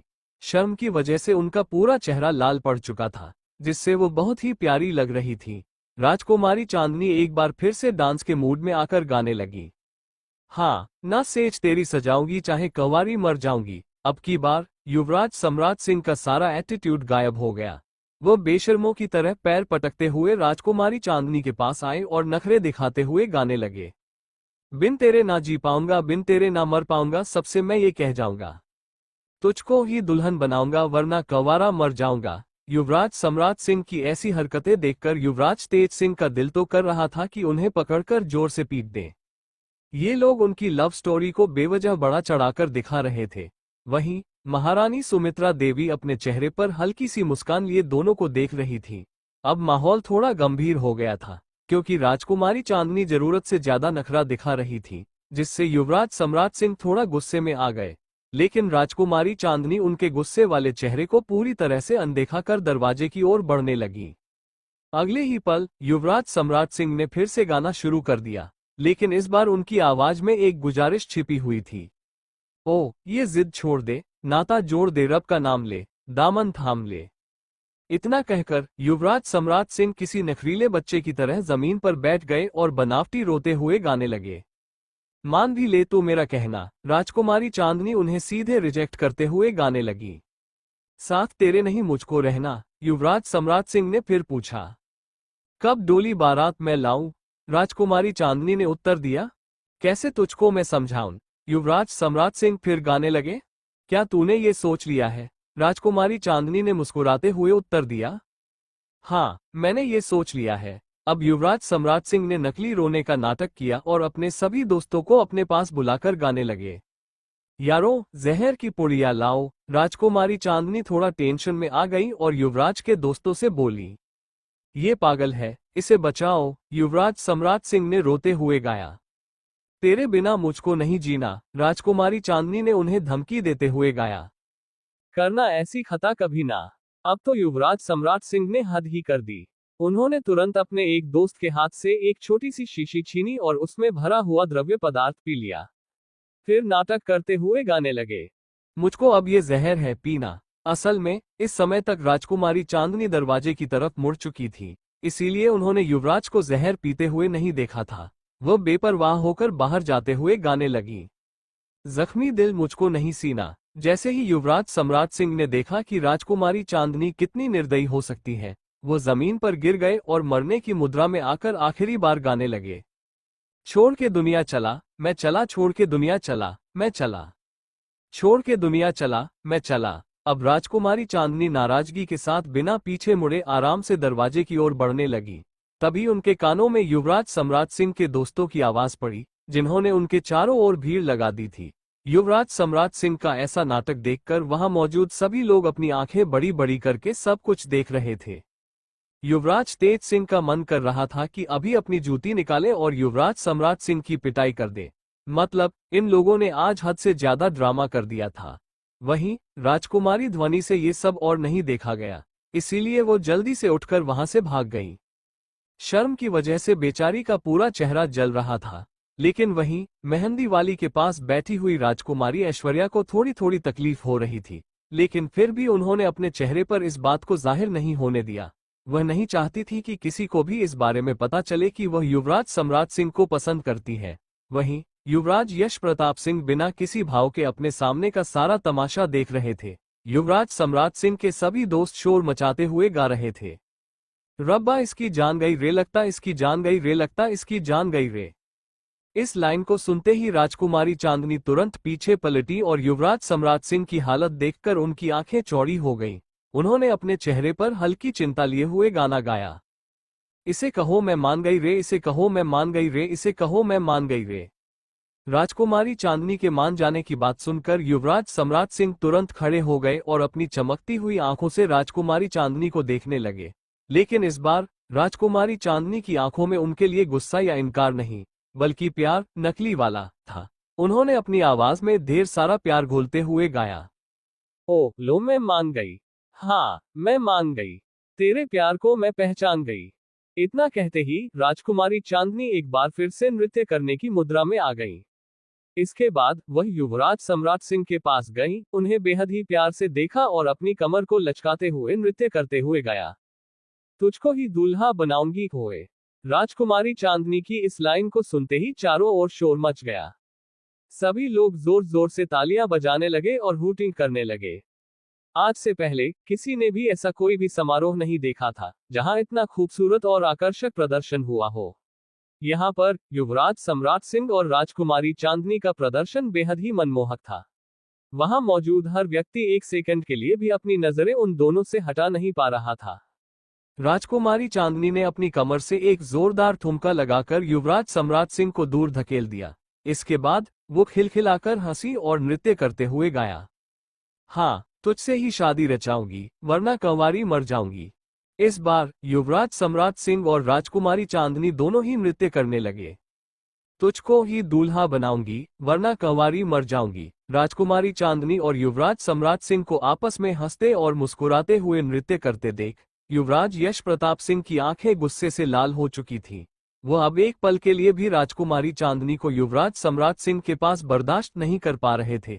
गुस्से में अपने दांत पीसते हुए वह उठे और वहां से चले गए।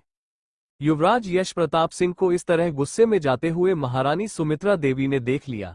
उन्हें समझ में नहीं आ रहा था कि आखिर युवराज इन दिनों ऐसा व्यवहार क्यों कर रहे थे।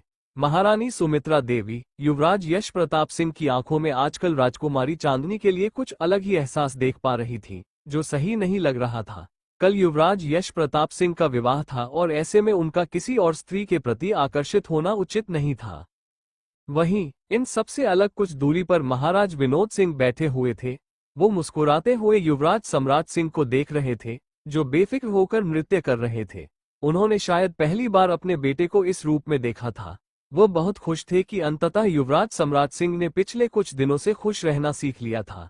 वह अभी युवराज सम्राट सिंह को देख ही रहे थे कि अगले ही पल एक गुप्तचर उनके पास आया और उनके कान में कुछ कहा। गुप्तचर की बात सुनकर महाराज विनोद सिंह के चेहरे पर चिंता की लकीरें उभर आईं। वो तुरंत उठकर वहां से बाहर चले गए। महाराज को वहां से जाते हुए युवराज तेज ने देख लिया था, लेकिन उन्होंने इस पर ज्यादा ध्यान देना जरूरी नहीं समझा। वह जानते थे कि उनके पिता बहुत वीर हैं, कोई भी आसानी से उन्हें नुकसान नहीं पहुंचा सकता। वहीं दूसरी ओर जैसे ही महाराज विनोद सिंह उत्सव भवन से बाहर निकले, उन्हें सामने एक नकाबपोश व्यक्ति दिखाई दिया, जो उनका गुप्तचर था। गुप्तचर ने महाराज विनोद सिंह के पास आकर उन्हें प्रणाम किया और कहा, महाराज, सूर्यगढ़ से संदेश आया है कि वहां के महाराज आपसे मिलना चाहते हैं। सूर्यगढ़ के महाराज का नाम सुनते ही महाराज विनोद सिंह का दिल एक पल को कांप उठा। हालांकि वह बहुत ही कुशल और वीर शासक थे, लेकिन उसके बावजूद भी अधिकांश राज्यों के महाराज सूर्यगढ़ के महाराज का नाम सुनते ही भयभीत हो जाते थे।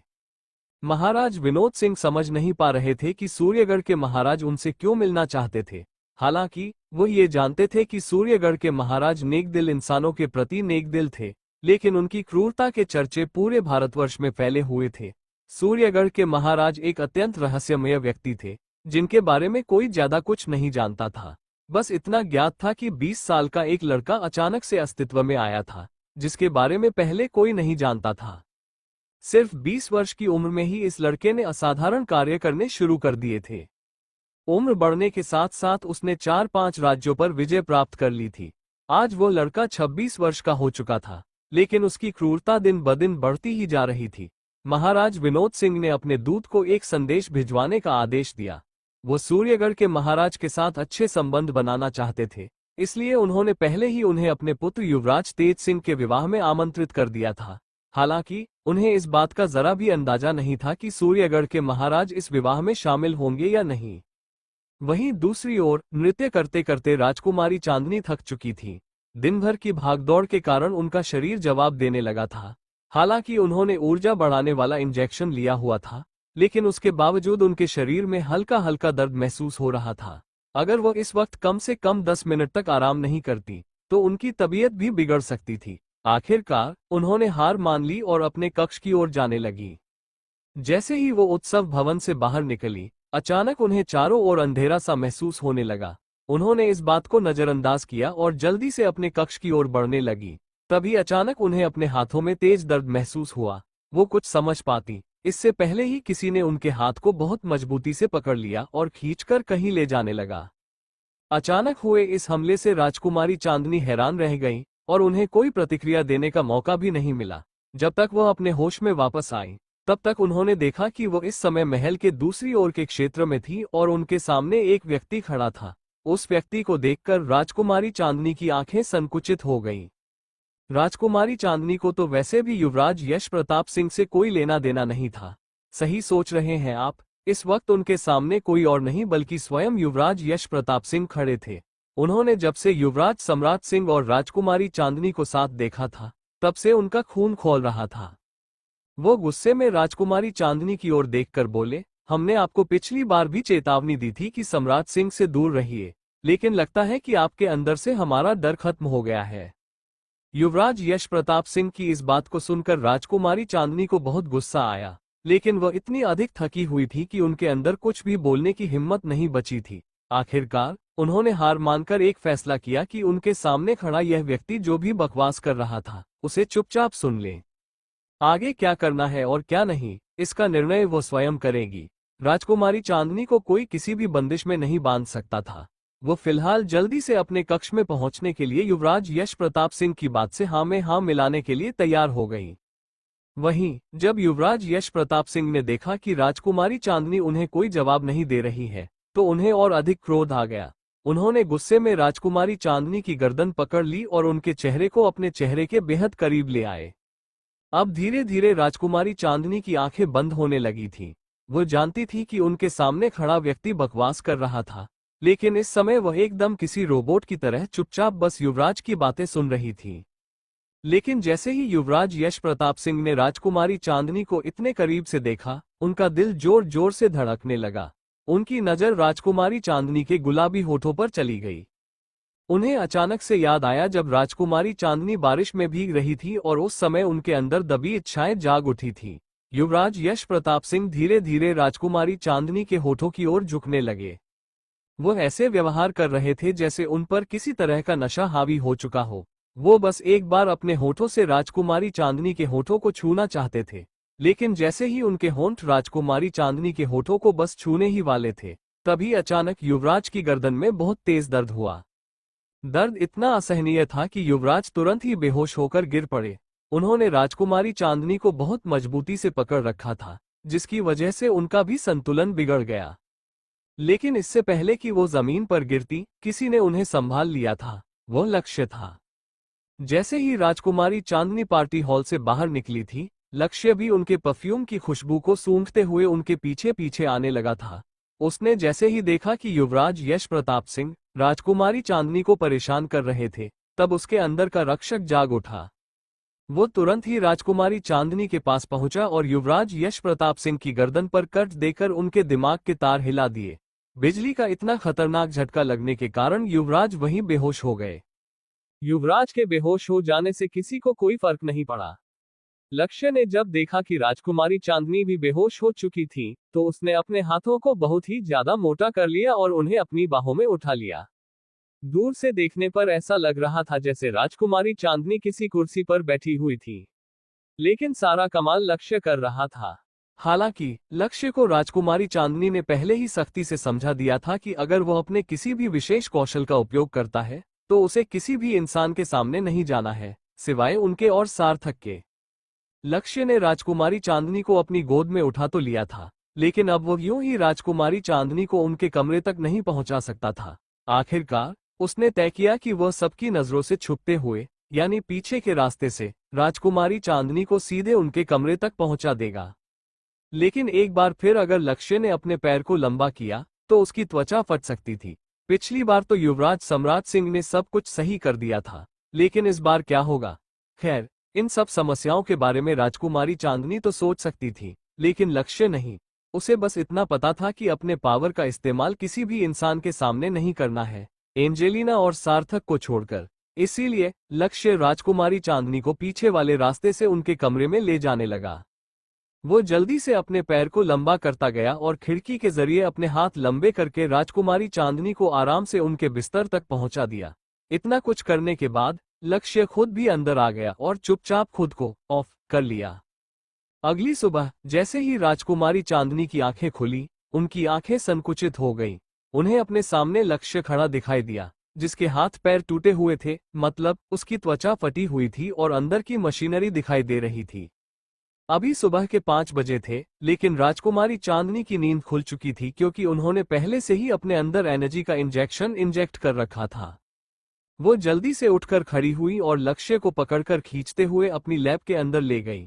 अगर आज लक्ष्य के हाथ पैर ठीक नहीं हुए, तो फिर गड़बड़ हो सकती थी। जैसे ही वो लक्ष्य के साथ लैब में दाखिल हुई, उन्हें कुछ अजीब सा महसूस हुआ। उन्होंने ध्यान से लक्ष्य को देखा, तब उन्हें उसकी आंखों में शॉर्ट सर्किट होता हुआ दिखाई दिया। ये देखते ही राजकुमारी चांदनी का दिमाग ठनक गया। उन्हें बहुत गुस्सा आया क्योंकि उन्होंने लक्ष्य पर बहुत मेहनत की थी। लक्ष्य एक ही बार में अपने हाथ और पैर दोनों को लंबा नहीं कर सकता था, लेकिन उसने पिछली रात ऐसा किया था, जिसकी वजह से उसके अंदर की एक वायर टूट चुकी थी। लक्ष्य के अंदर एक यही फीचर था जो दिमाग खराब करने वाला था। वो एक बार में 3 चीजों का ही इस्तेमाल कर सकता था, अपने 2 हाथ और 1 पैर या फिर अपने 2 पैर और 1 हाथ। लेकिन कल रात को लक्ष्य ने अपने चारों हाथ पैरों का इस्तेमाल कर लिया था, जिसकी वजह से उसके दिल के पास की एक नस टूट चुकी थी, मतलब एक वायर क्षतिग्रस्त हो चुकी थी। राजकुमारी चांदनी को यह समझ नहीं आ रहा था कि क्या लक्ष्य के पास इतना भी दिमाग नहीं था कि वो खुद को कैसे सुरक्षित रखे, पर बेचारी राजकुमारी चांदनी कर ही क्या सकती थी, सिवाय लक्ष्य को दोबारा से सही करने के अलावा। लक्ष्य को दोबारा ठीक करने में उन्हें लगातार 5 घंटे मेहनत करनी थी क्योंकि वह वायर लक्ष्य के बहुत अंदर थी और बाहर के बाकी मशीनों की मौजूदगी उन्हें डिस्टर्ब कर रही थी। मिलजुल कर आज राजकुमारी चांदनी को फिर से लक्ष्य की सर्जरी करनी थी। उन्होंने अपनी घड़ी से सार्थक को मैसेज कर दिया कि वह आज के संगीत समारोह में नहीं आ पाएंगी क्योंकि उनके प्यारे रोबोट ने उनका सारा समय खींच लिया था। लेकिन राजकुमारी चांदनी को सबसे ज्यादा गुस्सा युवराज यश प्रताप सिंह पर आ रहा था क्योंकि यह सब उन्हीं की वजह से हुआ था। हालांकि राजकुमारी चांदनी ने फैसला कर लिया था कि वो संगीत की रस्म में नहीं जाएंगी, लेकिन शादी में हर हाल में उपस्थित रहेंगी, वह भी लक्ष्य के साथ। राजकुमारी चांदनी जानती थी कि शादी में कुछ तो बहुत बड़ा होने वाला था, जो उनके लिए बिल्कुल बुरा साबित हो सकता था। लेकिन इस बार वह अपने भविष्य को बदलना चाहती थी। वो इस बार किसी भी कीमत पर कुसुम को भागने नहीं देंगी। कुसुम के बारे में सोचते ही राजकुमारी चांदनी को अचानक याद आया कि लक्ष्य को कुसुम पर नजर रखनी थी, लेकिन यहाँ तो लक्ष्य खुद को ही नहीं संभाल पा रहा था। इस बात को सोचते ही राजकुमारी चांदनी की आंखें फिर से संकुचित हो गईं।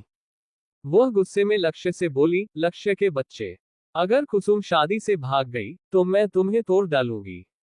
Thank you for listening. मुझे उम्मीद है आपको यह स्टोरी पसंद आई होगी। अगर आपको पसंद आई है तो प्लीज लाइक और कमेंट करना ना भूलें और मोर स्टोरीज के लिए सब्सक्राइब करें। मिलते हैं नेक्स्ट वीडियो में।